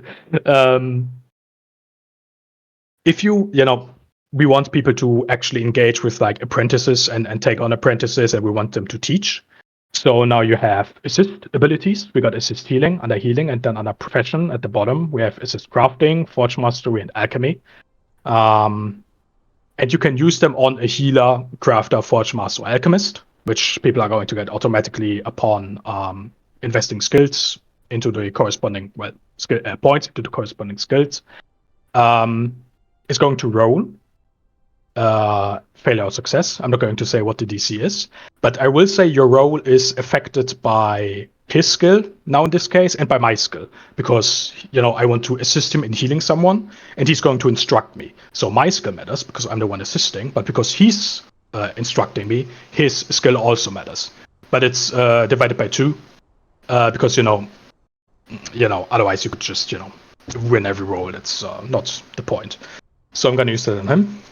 +6 bonus to healing. Yeah, the apparently the formula is screwed. That's not supposed. That's not supposed to be that high. Yeah, you're supposed to get healing. +1. Yeah, you're supposed to get +1. But I guess you're supposed to get +1, and I get a negative of +1, a negative of -1 because I'm focused on healing you. I'm not sure why it's that high right now. My character sheet might be a bit wacky. Just like when I had 40 dexterity, everything is fine. Yeah. So yeah, just to sort of go over that again then for people. So what basically happens is his character is assisting mine with the healing. So he's getting a negative to his healing checks while he's helping me because he's focused on me, and I'm getting a bonus to my healing checks because he's helping me with the healing. It shouldn't be plus 11; it should be plus 1 to my healing roll, but it's a little buggy at the moment, so we'll have to change that now. Which was Do you Give want- me like 1 second. And this is also, this assisting system is also to be used in situations where, for example, you have like 3 healers trying to heal the same character, rather than, all healers running healing checks. They can just assist each other. So the main healer is going to have a higher modifier, a higher chance of succeeding, and then you have this scene where everyone is working together rather than 3 different players making different emotes of how they approach treating that character separately. Yeah, I really like this change. I think to assist is one of my favorite guns. Like the combat changes completely change how dice works, and it's great. But these are really fun. So it's like if you're playing a blacksmith, like a forge master, you actually help someone who you're teaching get better at these things. Like you can actually go and put in a ritual together where you're helping him forge this weapon, and that's just so fun for me because there's so many little things you can do with alchemy. You can do everything, right? Like it really helps with the teaching system, and it helps with just general role play, and I think it's great. Yep. It's on a 30-minute cooldown, and the buff and debuff are 30 minutes. So feedback again, highly encouraged because we know of course RP takes a long time, but we also don't want it to be something that's like lasting too long. That's so that it becomes OP, and you can't use it on yourself, so you can't cheat. You can't try buff yourself. I mean, you would debuff yourself as well, anyways. So it would be plus minus 0. But yeah. So with assist healing as well, do they need a point in healing for me to assist them? No, but the person that is assisted needs at least 1 point in the skill. That makes sense. So because it's supposed to be professionals that are being helped. If people don't like that for some reason, if for some reason we suddenly get a lot of people that aren't crafters but try to craft and there's popular demand, then it's going to be then we might change it. We can fiddle with it when we need to, basically. Yeah. Okay, that's fun. Yep. So what I'll do the treat severe on Shad then. Deadly. Treat deadly injury. Oh, deadly. Yeah. Okay. Oh yeah. Yeah. Save the zombie. Okay, so yeah, we use treat deadly. Okay. Yeah, so it pops up in here. Let me know that I've successfully treated Shad's wounds. Shad's gained 6 health for a total of 3 out of 3. Yep. Now you will see something that is above that. Neffy received a -3 penalty to healing. What's that? We've been thinking about not a punishment, but previously there were DCs, and there was like a buff on people that made it so when they were treated once, they couldn't be treated again. But treating a deadly injury, it's basically like almost going to be like a surgery. Yeah, you're doing it there and then, basically, right? Or you're not doing it at all. Yeah, and so we made it so that to simulate the healing character in the end being extremely exhausted, no matter if successful or failure, by the way, it's going to be extremely exhausted, so they actually receive a penalty to their healing to like simulate its exhaustion. Yeah. So if a person has many injuries, for example, let's say a severe injury in the worst case, then you might want to think about, do you try to treat the severe first? But then you might run into the problem that you might risk it that they die, if you're not fast enough. Because everyone can treat deadly injuries now. Yeah. Because we wanted to make it so, even if you got a 1 in healing, everyone 1 healing plus. Even if you got 1 healing, it's unlikely you will succeed. But if your friend is dying, making it impossible. Yeah, making it impossible for you to even try is kind of lame. So, yeah, everyone will be able to lose it, but you will look for an extremely skilled healer to try and make it work. Yeah. So yeah, if people are doing things like treasure hunters this season, because there's a lot of you guys, I would make sure you have some points in medicine so you can help your friends out if they do get stuck. Even if that's just basic first aid, or play hardcore mode and don't have any. See everyone. That was some foreshadowing right there. Yes, it was. So I've I've gone out and I've fought Shed. Then I've brought them down. I've Hand of Mercied them, and I've nursed them back to health because I'm a nice guy who likes zombies. What do I do next then? What else have we got? Oh, Shad, if you, I'm already talking way too much, Shad. No. Go ahead. You're doing good. You're doing good. You can, I'm the main person talking, but it's like 50-50 Shad and I, okay? All credit where it's due. Like, without Shad, I would have gone, like, insane, and without me, she would have probably gone insane. So, now that you can rest. You can rest now. okay. You're good. Which one is rest under? Healing. Under Common. Is it healing? Yes. healing? Oh, yeah, we've got rest here. Because, it heals you, and if you use rest now, Usability. like it says, you rest and recuperate, it will restore some HP based on resistance. Again, resistance becomes important. And by the way, with the debuff for deadly injury, if someone got max resistance, that debuff is going to be 0. But we made sure you can't get a buff. But so because we want to simulate, if someone is like extremely hardy, extremely has a lot of physical resistance, they're going to be easier to treat. So the debuff will not be as severe. But it's most likely going to be there. With getting the HP back, I gained 1 HP back. I've got a resistance of 0, so is it a minimum of 1 back then, yeah? Yeah. So A minimum of 1. Yeah. Then it runs a calculation. We made sure that it's not too strong, but it needs to be a valid way to restore HP. It removes a mild injury. That was always the case. And it also now restores your stamina. So, like And it you said can see again. the cooldown as well here, so there's a 3-hour cooldown, guys, as well. Yes. Yeah, exactly. Give us feedback on the cooldown. We don't want people to just suddenly rest up. But how much HP you regain from that, if you are severely or if you are like medium injured and up, is going to be limited because, of course, the injury itself will reduce your max HP. Yeah. So That makes sense, yeah. way it's not going to be OP. You can't restore all your health if you got a severe injury without actually finding a healer. And again, stamina, just for those who missed it, is naturally restored every hour as well. Yeah. So 3 hours to regain all stamina naturally, or if you get the opportunity to actually upheat that you rest, or if you like before you log off or something, you can use the rest ability to get The it thing all I'd say back. as well is, if you guys are using these abilities a lot, especially stamina and health, it is probably worth RPing these things out. So if you're on 1 stamina, your character should be kind of tired. Health points. Yeah, exactly. If they're low on health points, they're not feeling great.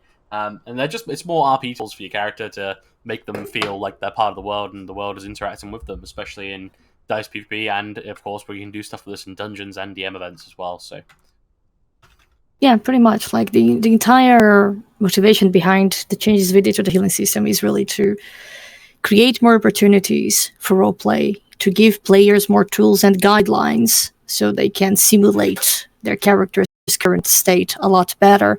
Because we've seen throughout our time here on the server that sometimes some people roleplay being injured for an entire, in real life week. Some people just do a fade to black and then they are back in a few hours or whatever. And with these changes to HP, stamina, to the injuries themselves and whatnot, the system is there just to remind you, hey, try to enjoy your character being a little bit hurt, play a little bit more careful, hide in a hidey hole, be, surrounded by people or something. We just want to create, to make the world feel a little bit more real and a little bit more dangerous as well. yeah, honestly, the big thing for me is it actually feels like you're adventurers almost a little bit. I know that's probably not the right thing for Hyboria, but it feels like while we're out in the world and doing stuff now, things like this are actually going on in the background, especially if you're quite an active player who's getting involved in a lot of things. Like, these things matter a lot more now to your character. Even if you are using mechanical PvP, things like health points are going to matter. So it's worth just keeping an eye on it and role-playing it out well. I mean, with things like defense, this is just me throwing a random spanner into the works. What do we think about random items you find in the world, like magical weapons and things like that, increasing defense, things like that? Or do you think that's going to throw the balance out of whack? No, we can absolutely do that as Yeah, that long would be as possible. as long as we're not giving insane modifiers. Yeah, all yeah. of this can be easily worked out. I say, yeah, we do have to be careful with magic weapons. I've said this a few times in the admin thing, but sometimes they can get a little crazy if people do them wrong, and yeah, we want to keep them down to earth as much as possible. This is also a good topic to segue into something else, Akador, the other brainchild, if you want to talk about it. Yes. Oh, I'm excited. First of all, I'm going to answer the two questions. Supernaturals will have the same amount of stamina as humans for now. Again, there are going to be supernaturals, obviously, so they can tell us how they think it feels. It's, of course, supernaturals already get a lot of bonuses, so that's already going to change some things like the defense and the HP and whatnot. So, it needs to be... It needs to be fair, really. Yeah. It needs to be fair, it can't be OP. If supernats are too OP in Dice PvP, people will stop using Dice PvP again. Yeah. And to we could discuss actually regarding supernaturals. Me and Chad were talking about giants because no one's been a giant app this season, so we can talk about it. So giant, time to roll a giant. Time to roll a giant. Yeah, no one's done a giant yet. So hey, if you want to roll a giant, now's the time. But so with giants, me and Chad were talking about, we wanted it to be that the giant has more hit points, so the giant is able to fight multiple people at once quite happily. But he actually has lower defense, so he's easier to hit because he's big and Yep. easy to get through. And it's little things like that which really change how you're playing your character. And really, I think even with Dice PvP, you can get this feeling that this monstrous giant is in the middle of your town swinging his club around, and you're all having to work together to get him down. That's really and fun. you're more likely to want to bring archers, for example, because the defense is low. We don't have like a dodge stat, because there just wasn't time for that. But it's something Shannon and I have been looking at for the bigger rework. Future. Yes, the future, the dream version. But yeah, again, to answer, does the stamina come up every hour on the hour, or does the timer start after you stop taking damage? It's going to be on the hour every hour. We made it an hour because we don't want you to regain all your stamina in the middle of combat. So it would be possible then if you, whenever that point in the hour is, if you're in the middle of a chase scene, both people all of a sudden would be like, "Hey, I got an extra point of stamina." But I mean, it won't. It's fair because they both get it at once anyway. But I was just curious if people might want to look out for that so they don't think it's a bug. Yeah, when you take -1 stamina, it's going to give you a debuff that automatically runs out after 1 hour, or that runs out if you use rest immediately. Okay, so that won't happen then. So if I understand correctly, like you won't, unless your fight goes on for over an hour. Yeah. Unless your fight goes on for over an hour, you're not going to get your stamina back during the fight. Yes, exactly. Yeah. Okay, I just wondered because if it It's was not going on to the pop hour, up, I no. thought, Yeah. yeah, okay, that's all I wondered in case. Because if that happened, right, and then somebody's looking at it, they might be like, "Oh, is this thing bugged out or something?" But It could be funny, but no, yeah, yeah, not very realistic. no. So supernaturals. So there's a bit of a conversation going on about supernaturals and their abilities in chat. I don't want to put them out and show you what the supernatural stats are, but supernaturals are scarier than a human. Oh yeah. They're very intended scary. to be. Some aren't. So certain things like Fae might not be as good at hand-to-hand combat, but something like a werewolf is going to have a real advantage in a melee fight. So what I would say for people who want to go and fight a werewolf Dice PvP, which I've done before, it's very fucking fun, is take some time to prepare. Make some stuff, speak to people, arm yourself up, get some bonuses from various different places around the map, or different people, or rituals even, and then go and fight this werewolf. Because he is going to be as strong as a werewolf should be, as far as I'm concerned. And we do want to keep that fear, because it's a big part of what we are. The werewolf should be terrifying. Yeah. Probably It's very significant bonuses. Makes supernaturals decide if they have the power to use dice or not. That's an interesting theory. It is an interesting thought. Speaking of bonuses, there's two things. First of all, the skill 5 abilities, they're still there, but they no longer need to be assigned by us. It now happens automatically. Amazing. If you have 5 allocated points, you are automatically going to get your in the skill. You're automatically going to get your level 5 skill point. Yeah, let me change my Um, skills quickly so put 5 in it. yeah. So show. But there we go. I'm a finesse melee combat machine. And you can already see on the right in your active effects, you can already see the perk at the bottom. Yep, so there's veteran there. Added automatically to it, so I'll save that now. Yep. And then if I go to, is it under abilities? Yeah, there we go. Level 5 Yep. skills. So now I have veteran. And we've got the text descriptions for what they do. So if anyone is running with 5 stats this season, that's how you get your stats there. Yeah, just automatically. I think there's 1 or 2 people who have 5 in a stat this season, so should be good. Exist, yeah. Didn't we make changes to the teaching system as well slightly? I think that was maybe something Meg was doing. To make it so you can teach a little easier now, even if you've got lower skills. On our end, that was the assist thing. That it's something you can use in the teaching system. That people see. Okay, you have actually taught someone. So I don't know what Amek did. Yeah, I don't think it's RR related. I think it's a rule thing where Okay. if you've got lower okay. stats, you can still help people. We'll confirm. That's in the other channel. Okay, well, we'll let that go in the post when we make it later tonight about all the Yeah. changes. Because we're going to have a channel with all these changes in it so you can all see them, guys. It's already live. Okay, cool. Okay, good. Yeah, I think it was definitely a feedback thing. I also noticed that last season when I was setting my character sheet, like wanting to go for 2 high stats in 2 things because I wanted to teach in those, because it was kind of like, not like, yeah, I know. It was just, it's much better this way. Yeah, I really hope we do get to see some teaching stuff because it is a great idea. Yeah. And there's one last thing Chad was already hinting at, and it kind of goes back into your bonuses. We had this idea a while ago that was a praise. I don't know if anyone remembers, maybe not. I don't know if it was actually just a staff thing that we talked about. But the idea was that certain characters might find certain items in the world, and they're not immediately going to know, okay, what is this? Yeah. And that there would be an ability called praise, which allows them to determine, is this of any value? Is this of any use? Is this, just garbage? And we found a way, or I found a way, this time I'm taking credit, to actually make that work. It works with runes. It's a little bit complicated in the background, but in the foreground, it's actually really easy. Let me just quickly see if it's set up on this server. It should be, since I just exported the RR from my server to here.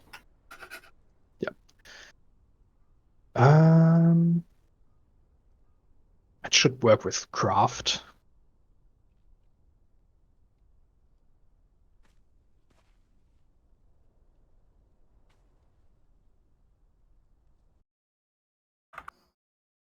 Yes. Defi, do you have one in craft right now?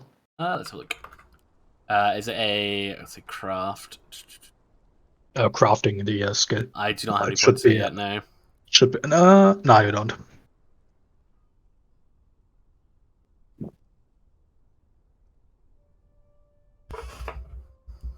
Yeah, just add your sheet. Yeah, okay. Right, so I'll add a point in crafting. Mhm. Let's take a point out of here. Put a point in crafting. Okay. So you might find runes in the world, especially, of course, especially important for example, for relic hunters, but not only. You might find them in everywhere. You could find them everywhere. No spoilers.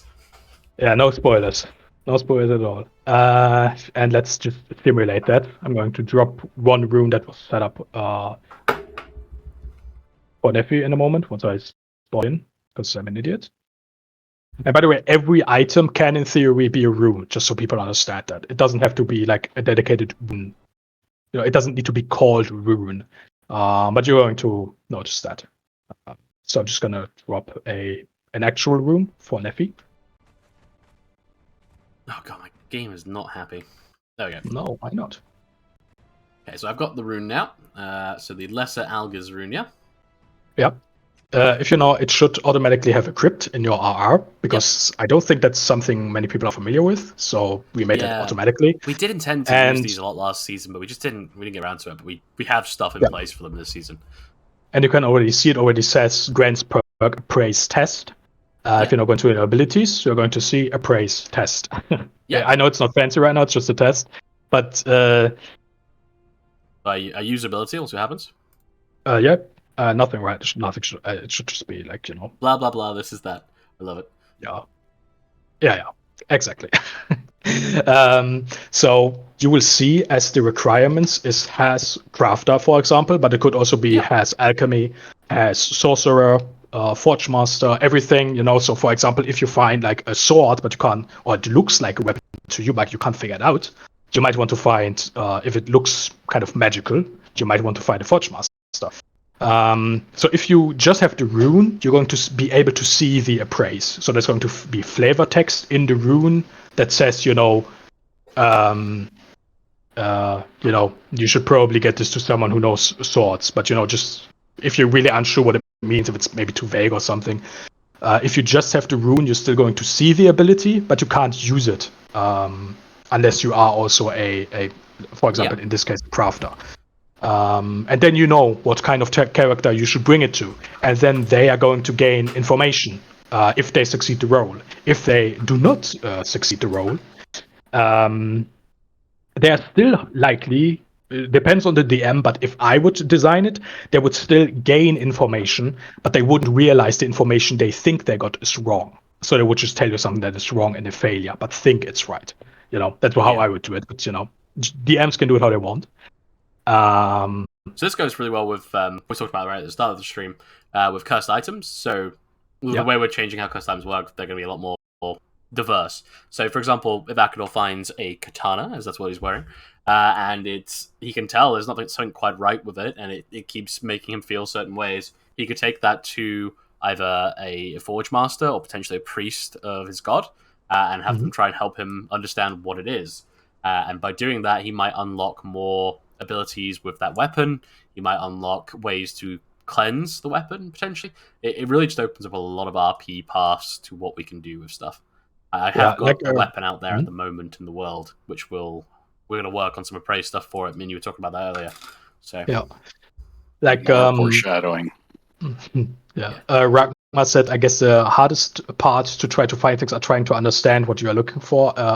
If you mean someone that's like, which type of crafter, like if you look under appraise test on the right benefit, it literally says, you can only use this, you can only use the appraise if you have, for example, crafter. So anyone who is a crafter, which is you just get automatically if you assign points to crafting, is going to be able to do that. So it's literally like spelled out for you. Yeah, I mean, if there's if you want like a particular thing, so say it's like a dress that's trying to appraise, we could put like a crafter, someone who specializes in tailoring and things like that. Exactly. Yeah. Like the options are basically limitless, and the great thing about this is that it's going to be item specific. So you're not going to have to message a GM and be like, I have found this thing. So once the GM has set everything up to a certain point, of course, or maybe even the entire thing is basically happens in game. So you won't have to, for example, appraise and then it says like message a GM, but it's already automatically going to tell you what kind of information you gained based on if you succeeded the role or not. So yeah, it just happens in game, which should hopefully be a very smooth experience because of that.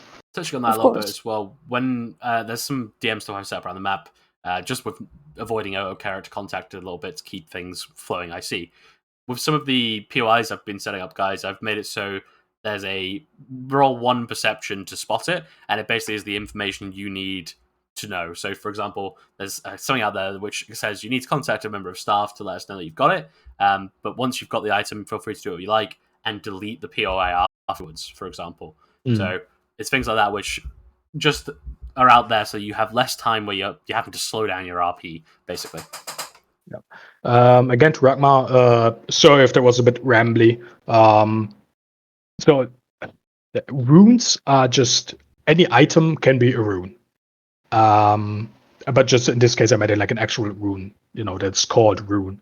We when you pick them up, torches as runes, didn't we? So yeah, we had. When you automatically, when you pick up a rune, it's going to automatically be equipped, which you can then see in runes in your RR. And that's going, if that is an appraise item, it's going to have flavor text that is like, you can't figure out what this is. Presumably, bring this to someone who knows, likely. And everyone who completely independent of runes, okay? Everyone who assigns 1 point, for example, in crafting, is going to be a crafter. Has the crafter perk. That doesn't do anything. It's just basically a reference for us behind the scenes. So we know, okay, this is a crafter. He can use appraise. I don't know if I'm clearer. Just tell me. Yeah, I think so. So basically, if you're a sorcerer, you can use it. If you're a sorcerer, it requires sorcerer. If you're a crafter, you can use it if it requires crafter. So it's basically just a prerequisite to using this item. Which, when you pick it up, it's fairly self-explanatory. So let me get this up real quick. So, as Agnos says, I've got this Craster here. So to use the ability, I have to have Craster, and I have to have this rune. So I've got the rune, I've got my point in Crafter, so I am able to use it. If I didn't have a point in Crafter, it wouldn't even let me use it. So Yeah. And once you use the ability, once he would use the ability, it's just going to sell them. Just going to tell him like, what is this, or what does he think this is. It doesn't need to give a bonus.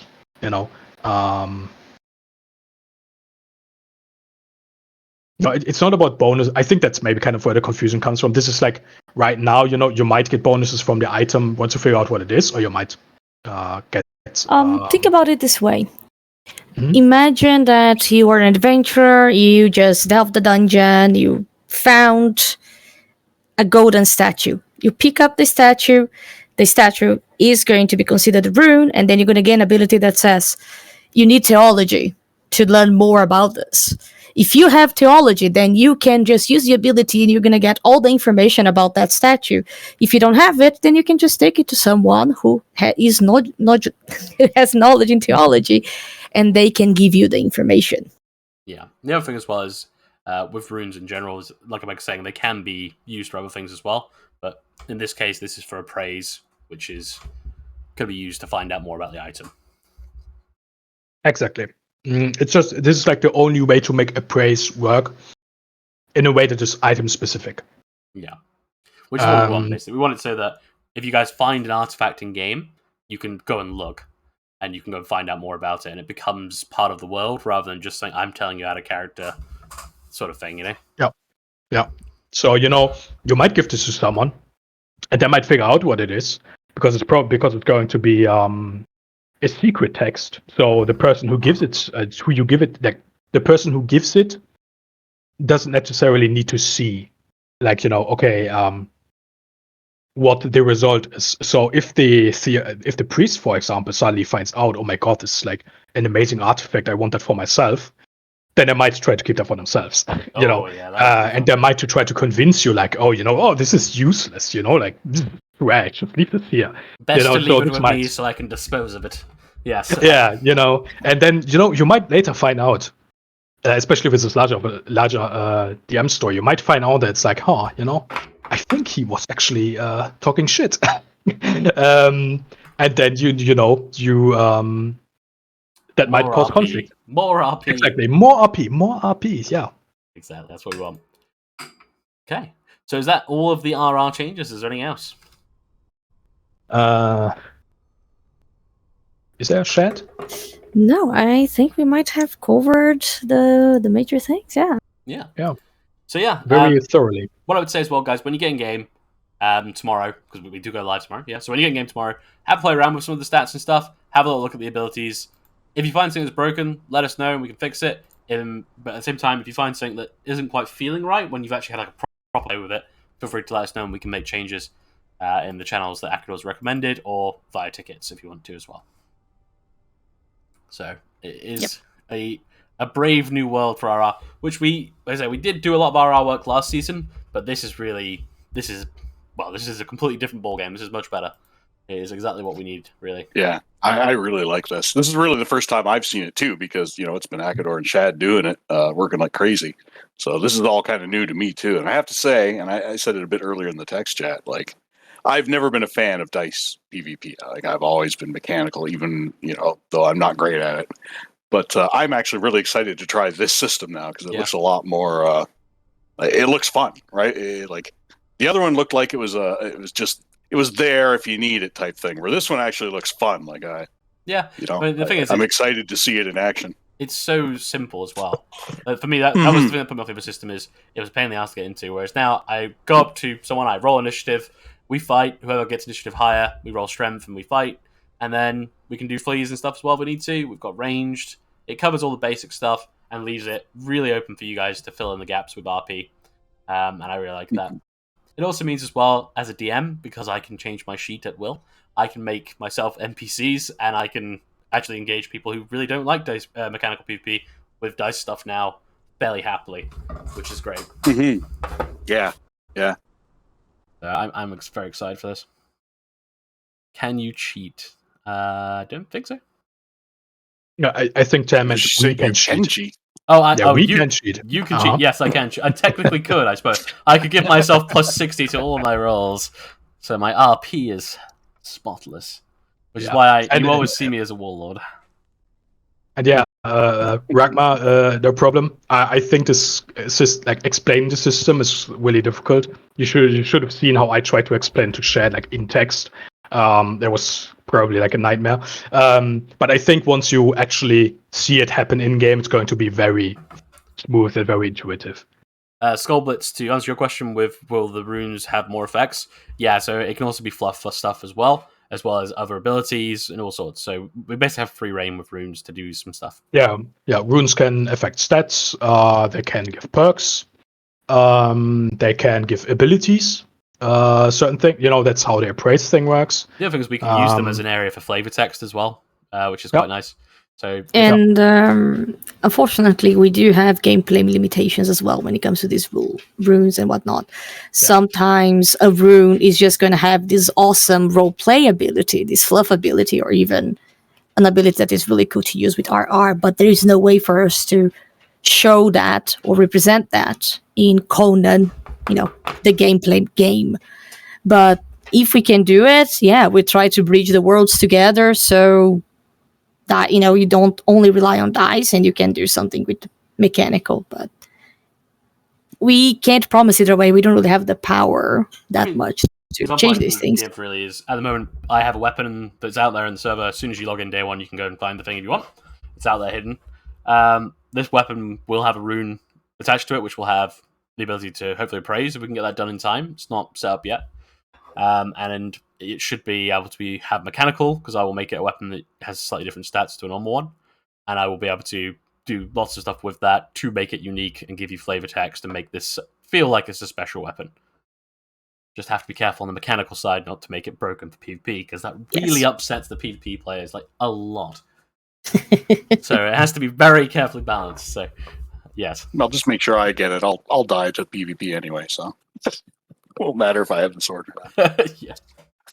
So that's the big RR changes. So I hope you're all as excited as I am for that, because that is, to me, honestly, it is what has been missing with RR, because it was all over the place. Now it is great. It is what we needed it to be.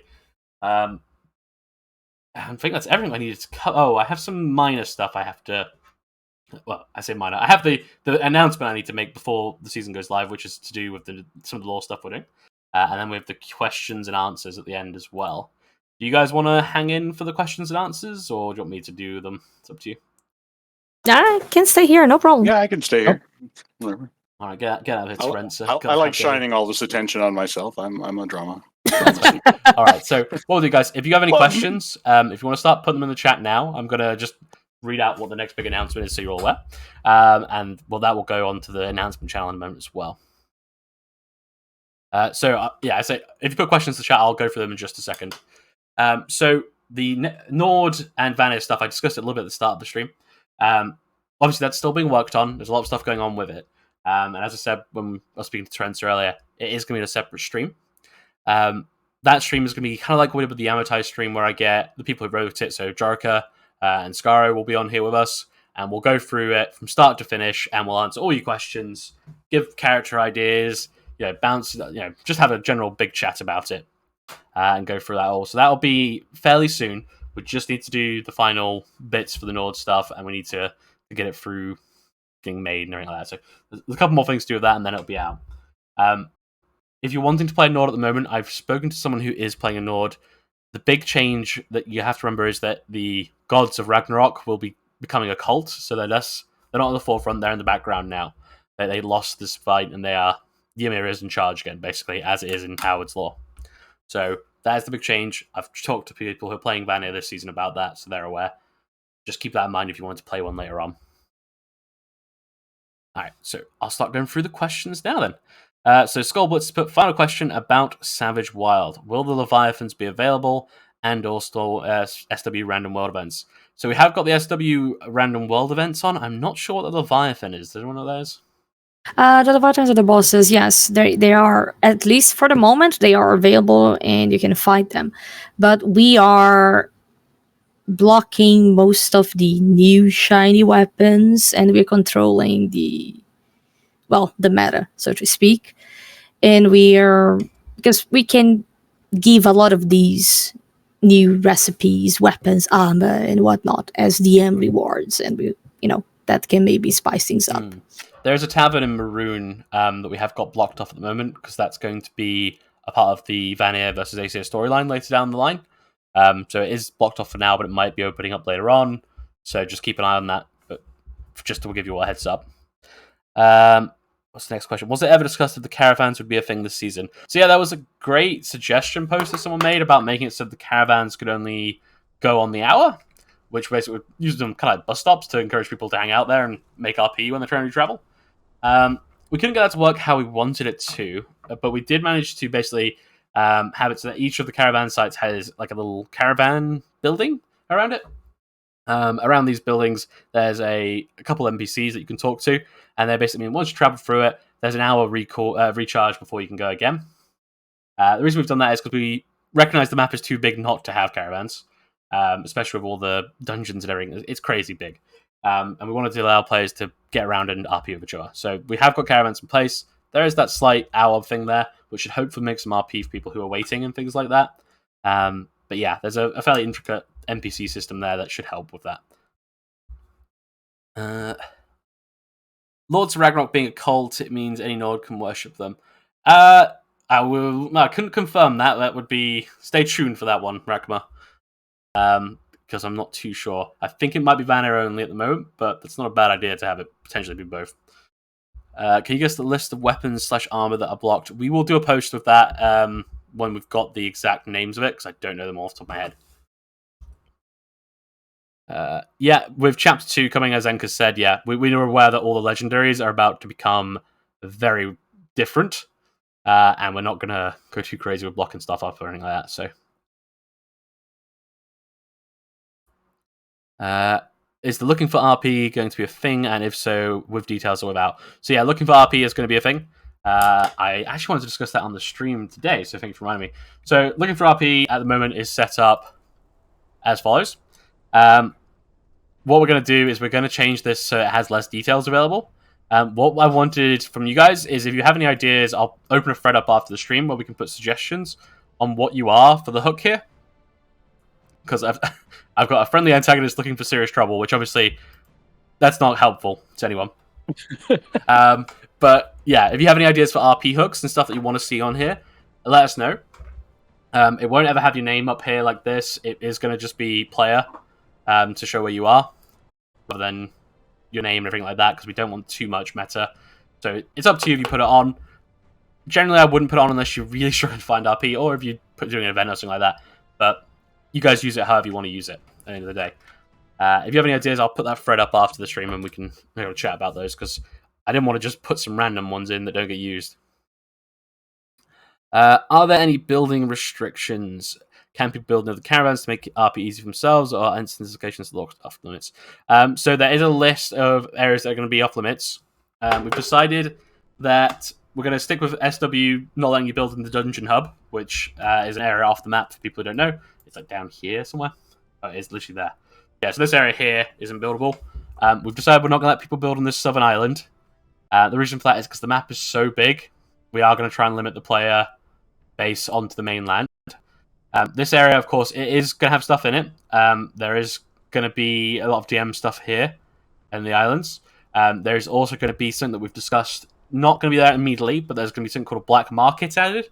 So the black market works like the normal marketplace, but it's going to have different items. So it could be like, it could even be things like runes and things like that, photonics and stuff like that. So the black market's going to have more special items, and it'll be a little DM event when it's on, and people can come and bid for them and things like that is the plan. So that's what's going to be happening with the no build zones. Some of the instances are blocked off, are going to be sort of, you have to ask permission for, basically. But we've tried to leave it as open as possible on the mainland. Everything from the compendium is blocked at the moment, blah blah. Can I just add something to what you said, Effie? Yeah. Yeah, just also to add that some of the areas that we're not really allowing people to build, they're going to be used for DM plots as well. So there is an incentive for you to explore. You might find really interesting stuff there. Yeah, so that's what I said. Yeah, so all the areas in the south are going to have DM stuff. Everywhere is going to have some. I remember I've set up DM stuff in most of the south, actually. I'm going to try and get 1 or 2 in the north, and then 1 in the foresty area, because that's fucking cool. Regarding legendaries, are you accepting them being part of the base game and just going with it, or do you seek to fight the changes with limited durability? I'm not sure, to be honest. I think we'll have to have a look at them as they come. I'm not too bothered if they're, as long as they're not, one-shotting people. I'm not too upset, but we'll see. We'll play it as we come, and we'll have play around with them.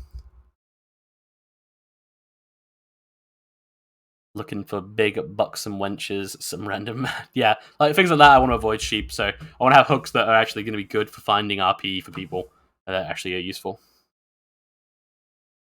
Instances in mainland will be able to build on it too. So I say it's going to be requests. So like it works in the Exiled Lands, really. Just let us know if you're going in somewhere, and we can say yes or no. Because some of them might have DM stuff in them. I know at least one of the areas has some DM stuff in it. So, but we're going to try and let you guys settle in before we build too much DM stuff as well, so that we're not building in spots that people want to use. Deadly Kitten, or Smug Kitten, was it? Sorry, Smug Kitten did ask a question about if you can build near caravan sites that I completely ignored. Don't know about that one yet. I feel like we could, because they're very, very small builds. I know Thespians can cause a little bit of lag, but I think it should be fine. Really. Does anyone disagree with that? I think it seems fine. Seems fine, yeah. I mean, I think that's a good idea. Like, yeah, because somebody's going to, once the first person builds there, then obviously the area is going to be restricted for anybody else anyway. Yeah. And I mean, also, obviously, don't block them off. They're not yours. The people inside would yell at you if you tried to limit people going in them, etc. So, be a little... building a wall around my horse? Yeah, why are you building a wall around my house? Please stop. So, yeah, be a little sensible with it, but you guys will be fine with that. Any other? We'll see about the rendered range thing on Meg. I don't know. We'll see. Unofficial hubs near caravans. I mean, official hubs is kind of a. We have the hub rule for making RP hubs, so potentially, but with the way that hubs are set up, it does take time for them to grow. Is the thing, Rakma? So, wow, Sheep's message got blocked due to him saying "blow the minute."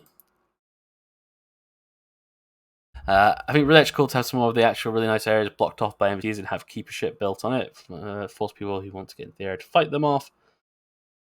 Yeah, what I was saying is we've had issues in the past where people have blown up doors and blown up DM events and stuff like that. So we definitely could do an event where you can unlock a part of the map via a siege, and I think that is a cool idea. We definitely have an area that could work in, put it that way. I kind of like the idea of the players coming together to do that. So that is definitely a good idea. We can have to work on it, though. Yeah, I get the idea, Rakma. But what I was saying is sometimes it takes a village can grow naturally. So, for example, I don't know if you guys season 4, a long time ago, there was a little tavern that grew into a little town slowly, and that becomes a hub in itself. So, not too sure whether we'd make it so it was only hubs that could build there, or whether we'd try and encourage people to build up. We'll see. I think naturally there are going to be areas where players congregate, put it that way. Yeah, Can I Blow It Up is a meme within the Dungeon Master chat, because my poor mushrooms were blown to smithereens multiple times and spread all across the Exiled Lands.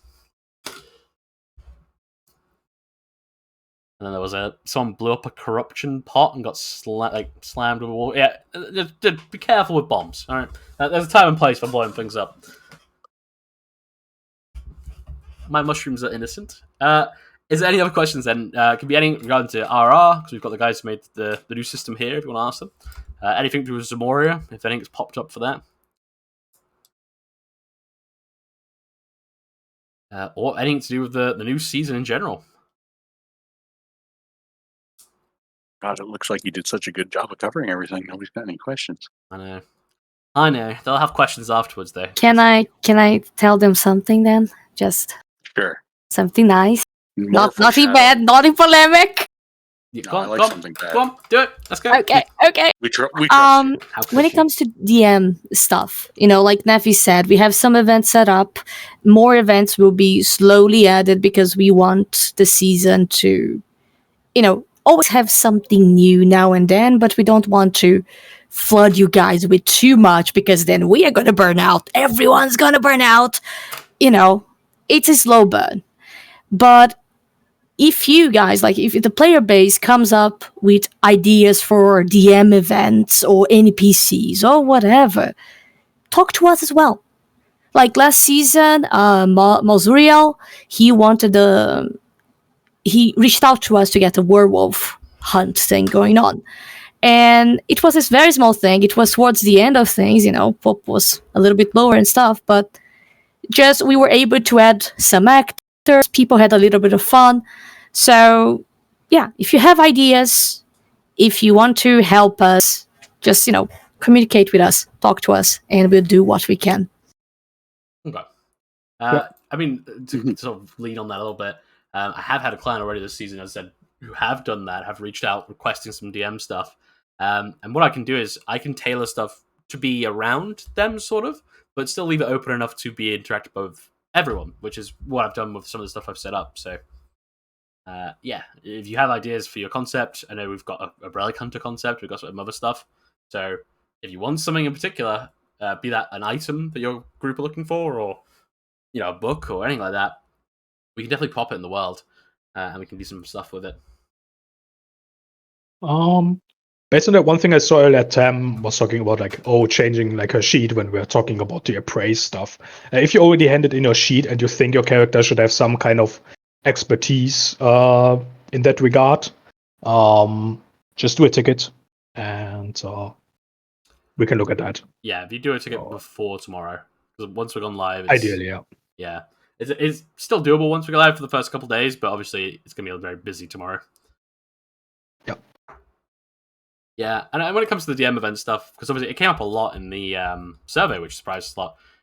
Season 1, 2, 3, 4, and 5, we had a lot of DM stuff, where we were doing big server events, and we had a couple people who were really against it, which is why we sort of stepped back from doing it quite as much.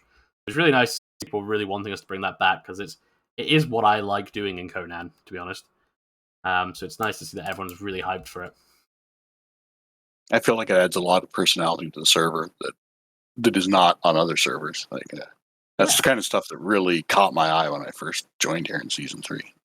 I think it's a big part of where our Grimdark comes from a lot of the time. Mm-hmm. We have awesome characters who do a lot of Grimdark stuff, don't get me wrong, but the stuff we can do with the DM team is we can do some pretty horrid stuff. So yeah. And we can make you into pretty horrible stuff if people want that as well. So if you want to be an actor, just need to let us know and we can give you the actor role. The way actors work for people who are new or returning players, it's basically a helper for the DMs, where we'll get in contact with you and go, hey, we need someone to play this character. Can you do that? And then you'll come and play that character. So it could be, we have a DM event with a necromancer with his army of undead. Well, it would be cooler if we had actual undead players running at people than just, spawning in waves. Or it can be something as simple as the black market I was talking about earlier. We could have you guys come and perhaps sell some wares at that market. Things like that, just to really spice up and make the world feel more alive, which is the most important thing. Yep. And of course, it's not going to be something that's going to eat into your character and into your regular RP. So don't worry about that. It's all like you said. We're going to reach out, and if it would be something like, for example, with the black market. Oh, I'd rather visit visit the black market on my character, then it's no problem. Yeah, that's the thing as well. Yeah, if you don't want it, we have plenty of staff as well. Like the four of us could go and run one of these events on our own, right? Pretty happily. So having the actors there, it's always added stuff rather than we need you. So if you want to be there in person in character, always feel free to do that. Yeah, and if I ever want actors for one of mine, I want people to really ham it up too, just over the top. Yeah. It'll help sate that itch that some of us have. I'm one of them. It's called altitis, where you still really love your character, but you're like, I really feel like playing something different. If you're an actor, you get to go out on an adventure and try a little very temporary sort of character. Why are you guys killing Shad? I really like this character model for a zombie. Actually, it's quite cool. Well, I think it's more of a corpse now, isn't it? No, he healed me. I'm fine. Yeah, You don't look fine. I'm fine. You've looked better. Yeah, I actually got sent screenshots of Rakmas earlier. They look amazing. Horrifying. So has anyone got any other questions regarding law changes? Oh, that's the thing regarding law changes, which remind me because Trenza, if you guys do have a law page that you're like, man, this sucks and I could do this better, please do and let us know, because we're happy to accept new law stuff. We're trying to keep stuff a little bit more Howardy, so we're trying to stay away from Warhammer stuff and things like that. Yeah. But if you have an idea, let us know. We might ask you to change some things, like make it slightly more dark in areas and things like that. But that's it. Mm-hmm. Yeah, I mean, that's how I ended up doing it. I just asked right in, right? Yeah, exactly. That's what it really has nothing to do with the fact that I'm a gatekeeper now. It's just, it's just something I wanted to do, and they let me do it. Where is the nearest caravan, do we think? No? Yes. I can't help with that one. I don't know where any of the caravans I'll take you to a caravan. Yes, please summon me to a caravan. Matt, I tell after you what, you get up. I've been setting up DM stuff on this map, and I love exploring Conan, and it's been painful for me to go into the deep parts of the earth that I want to go in character, out of character to set up Shad, stuff. go to Maroon. Shad, Maroon. Maroon. Okay. I'm going there. My game froze. I'll sit in the boat while we wait. I mean, you're in front of a caravan right now, so... Where do we want to go in Maroon again? Sorry? Which parts of it? Oh, there is okay. No, you're fine. Okay. Here is okay, apparently. Right. Okay, so these are some of the merchants from the actual map, I believe. I'll just check. Yeah. So these guys, we're going to leave a lot of these in, by the way. These Frowls, they rotate out, and they get different ones in, so... I decided it was best just to leave them in to make Frowling a bit easier for people, and it still makes it fun because you have to go and explore around the map and find these guys for them. So, why are you still? Kind of us as Valerian passes to the South Beach. So, if we talk to her, no, not her. Where's the NPCs for these? Ah, here we are. Yeah, look for the edgy, a Meg character. So yeah, hey, I've just traveled to the caravan. Let me know. So yes, I would like to travel. Come on through. So I've got a key now in my inventory. So I now have a key, so I can go in here. So the door opens, and I can now enter the caravan area. So the caravan master, I think it's this lady down here. If I want to get out and I'm stuck in here, I can talk to this person, and he'll open the door. He'll teleport me just outside the door. But I can now go to this caravan, and I can travel to wherever I'd like to go on the map. So Maroon outskirts, free of charge, for example. So that's how we're going to use caravans. What we will say, obviously, be responsible with these. We put them in because we want to have you guys be able to travel around. Don't use these rooms for PvP hiding holes and shit like that. Yeah, be sensible. You don't need to tell you how to do sec lemons with this. This is very simple stuff. So Looks like you still need to go to Maroon though. I still need to go to Maroon. Am I getting yelled at in chat? Sheep asked a question about the Nords in regards to the season start, if you want to answer that. Let's have a look. I had to step away during the time you discussed it because I'm at work. But we're still allowed to put like Nords with law changes coming this season, right? Yeah, of course. Yeah, if you want to play an Aesir, go for it. Aesir Vanir, go for it. The other thing I would say, keep in mind, Vanir do worship Ymir as their primary now. But if you want to worship even a Ragnarok one, you're welcome to do so. Doesn't change too much. So yeah, this is how caravans work. Man, this stream's been on for a lot longer than I was expecting. And yeah, we're now in Maroon. So you see, I can't actually open the door on my own. So I go and talk to sassy caravan lady. I just say, just arrived, can you let me out? And then she'll go, I can indeed. Wait a second. Another loading screen, but we're now back outside. So we're back out now in Maroon. We've managed to travel, well, a significant distance across the map in a couple of seconds. And now if we try and use the caravan again, I think he should stop me going through. Oh, no, he didn't. He didn't stop me going through. I think it didn't work. It will be fixed. All right, that bit is It will be okay, yeah. fixed. But yeah, so basically the way it should work is that you speak to Azim here, and he goes, sorry, the horses are still exhausted or whatever, and he won't let you go back and travel again. So it means, for example, if I live down here in the jungle, I can't take a caravan up to Maroon, pick up my shopping, travel up here to visit my friend via another caravan for 20 minutes, then travel back to the jungle home when my base is being raided, or when I need to get back down there to have a shit, whatever, you know?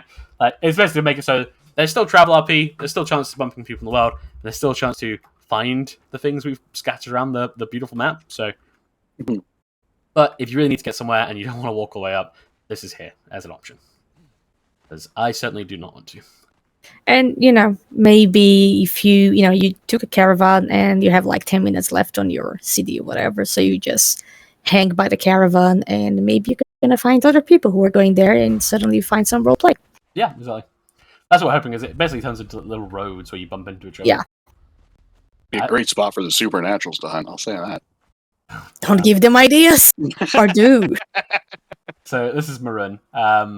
This is part of Maroon, sorry. It's a massive city that goes all around it. This is where I'm spending most of this season, so you're all aware. But yeah, we've got to keep most of these merchants in. Me and Meg went through them all, decided that it's okay, because there's not... Like, some of these resources are a pain in the butt to go farm, whatever. But so is gold.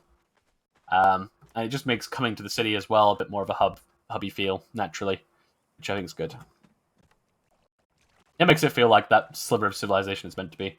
Well, if you live out in the north, it's still better to go and farm yourself or whatever. And yeah, Maroon is going to be as intended by the mod authors. I think there's maybe one of them we were going to block. I can't remember who it was. You'll see him if we do block one of them. It's stuff like this, right? So there's a full set of heavy armor you can get fairly easily. But it's not the best heavy armor, and it's not the stuff that you're going to be using in PvP or anything like that. So, we didn't make it too bad. It helps people with finding transmog bits and stuff. Although, I guess you can just do that through RR now, actually. I'm old. Yes. I'm old! You're old. Not used to technology. Yeah. Yeah, so we're an hour cooldown. So yeah, that's all it's going to be for a little change.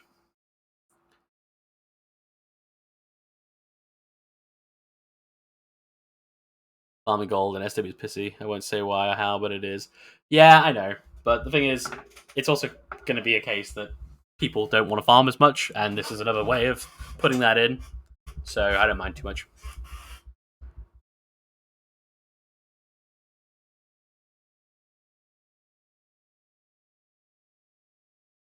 And that's it. Yeah, I'm tripling the prices on everything. God damn it, Tam. Why would you do that? No, I don't mind too much. The thing is, I had to think about it, and I was going to just turn them all off, kind of like we did last time. But it's not going to cause too much of an issue. It should keep the economy still pretty good, and it means we hopefully should see you guys hoarding less. Because hoarding does just make lag. Please don't do it. So yeah, but the whole Maroon stuff should be good. I think you can buy mounts from here too, actually. As for the trading post as well, we haven't got it set up yet. It was one last thing we we're going to do because it's not vital to get done day one. We're going to probably put that near Maroon, but not in it. We want people to be able to build here without lag. So it might be like somewhere like up here, just out of render distance of the city. But not an exact location yet, just so you're all aware that it is still going to be a thing. That it helps with less requests for random little things.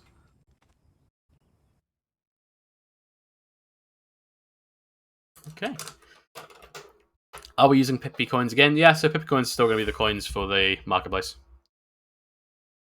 Is that still broken so you can't give it to other players? Or did that ever get fixed? I don't think it works right now, no. No? Okay. Because I know last season there was something wrong with the mod. I think it's because you need to use Pippi Chat to do the trade, right? Oh, okay. Yeah, that makes sense.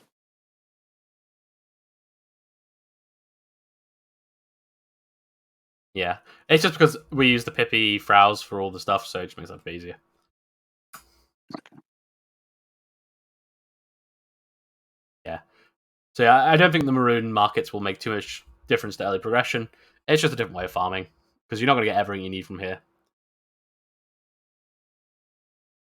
Make people have to pay week payly rent. Oh. Yeah, we talked about that in And the now- past. Now that we're talking about farming and stuff, I'll get the map out before season launch. We've just been very busy here in general. You know, everyone is doing a lot. But I'll get the map out with the resources and stuff before launch tomorrow, 100%. Also, as well, turn the server off for. I know it was only 5 days in the end. We wanted to do it 2 weeks originally, but hey ho. 5 days is how long we turned it off and how long we've had to work on stuff on the server.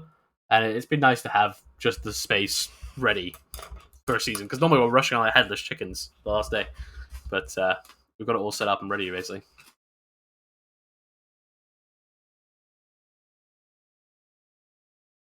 Oh, thanks, Jess. Yeah, thank you very much.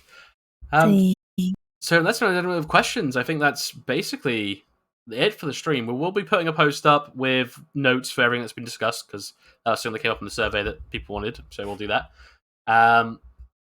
So yeah, if you need to see it in text form, it'll be there because I know we ramble a lot. I'll also post the VOD of this up when a couple hours, but it is a 2 hour and 35-minute stream. So thank you for everyone who stuck with us throughout the whole thing. And yeah, if you have any questions, question channels there if you need it. My DMs are open. And if you need to talk to a GM, I suppose, you can use the ticket system. Ugh. Ugh. There is a chance you'll have to speak to Shad, so be careful. Yeah, it's horrible. Don't talk to me. Ugh. Just Um, ping it. Just ping it. Nevi? She doesn't answer Yes. those. Didn't you want to make an announcement about the application times, etc. on stream? Yes, I did, Shad. Thank you for reminding me. Yeah, so with the Supernatural stuff, just for people who are listening, I'm going to make a post about this in a moment for an announcement so everyone knows anyway. Supernatural apps can be done tonight, so we'll be letting you know if you've got them or you haven't. So any Supernatural apps from now on will be based on slots that are free. With the human apps, we really would like them in by 4 o'clock tomorrow. If they're not in before 4 o'clock tomorrow, we won't light list you until the day after, just because we're going to be all hands on deck getting stuff ready from 4 until 6. So yeah, 4 p.m. British time tomorrow. That's 2 hours before the season goes live. Try and have your app in by then, and we can get you on the whitelist. We'll also, if obviously you're not on the whitelist, we will try and help you out best we can, but we can't promise that there's going to be a server restart and things like that. So just save yourself the trouble and get in and get yourself whitelisted. Perfect.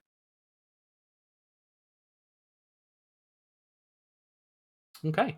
Yeah, so we're Name going to... Egg just added that includes characters that are coming across from season 10. Yes, because there's a few people who've popped in asking if they need to let us know. And yes, if you are coming across from season 10, do let us know. We can move you across pretty easily.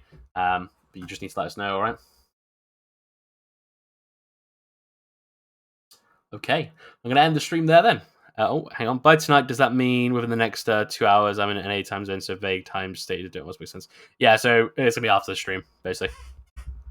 I need to read 3 more apps, and then we can make our decisions. So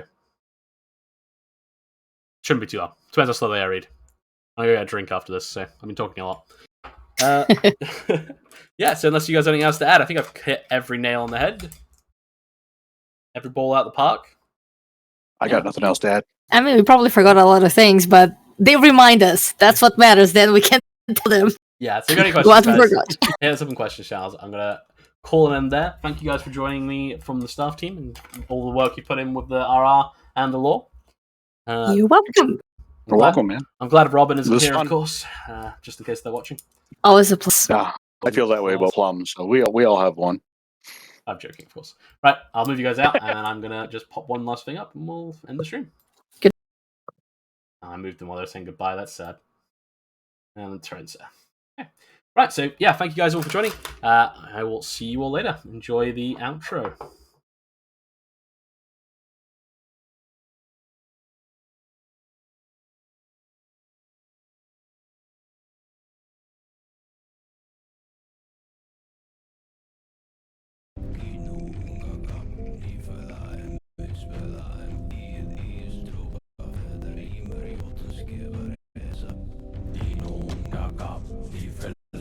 Muspelheim, Ildis, Oberfäller, Imir, Jotunskleber.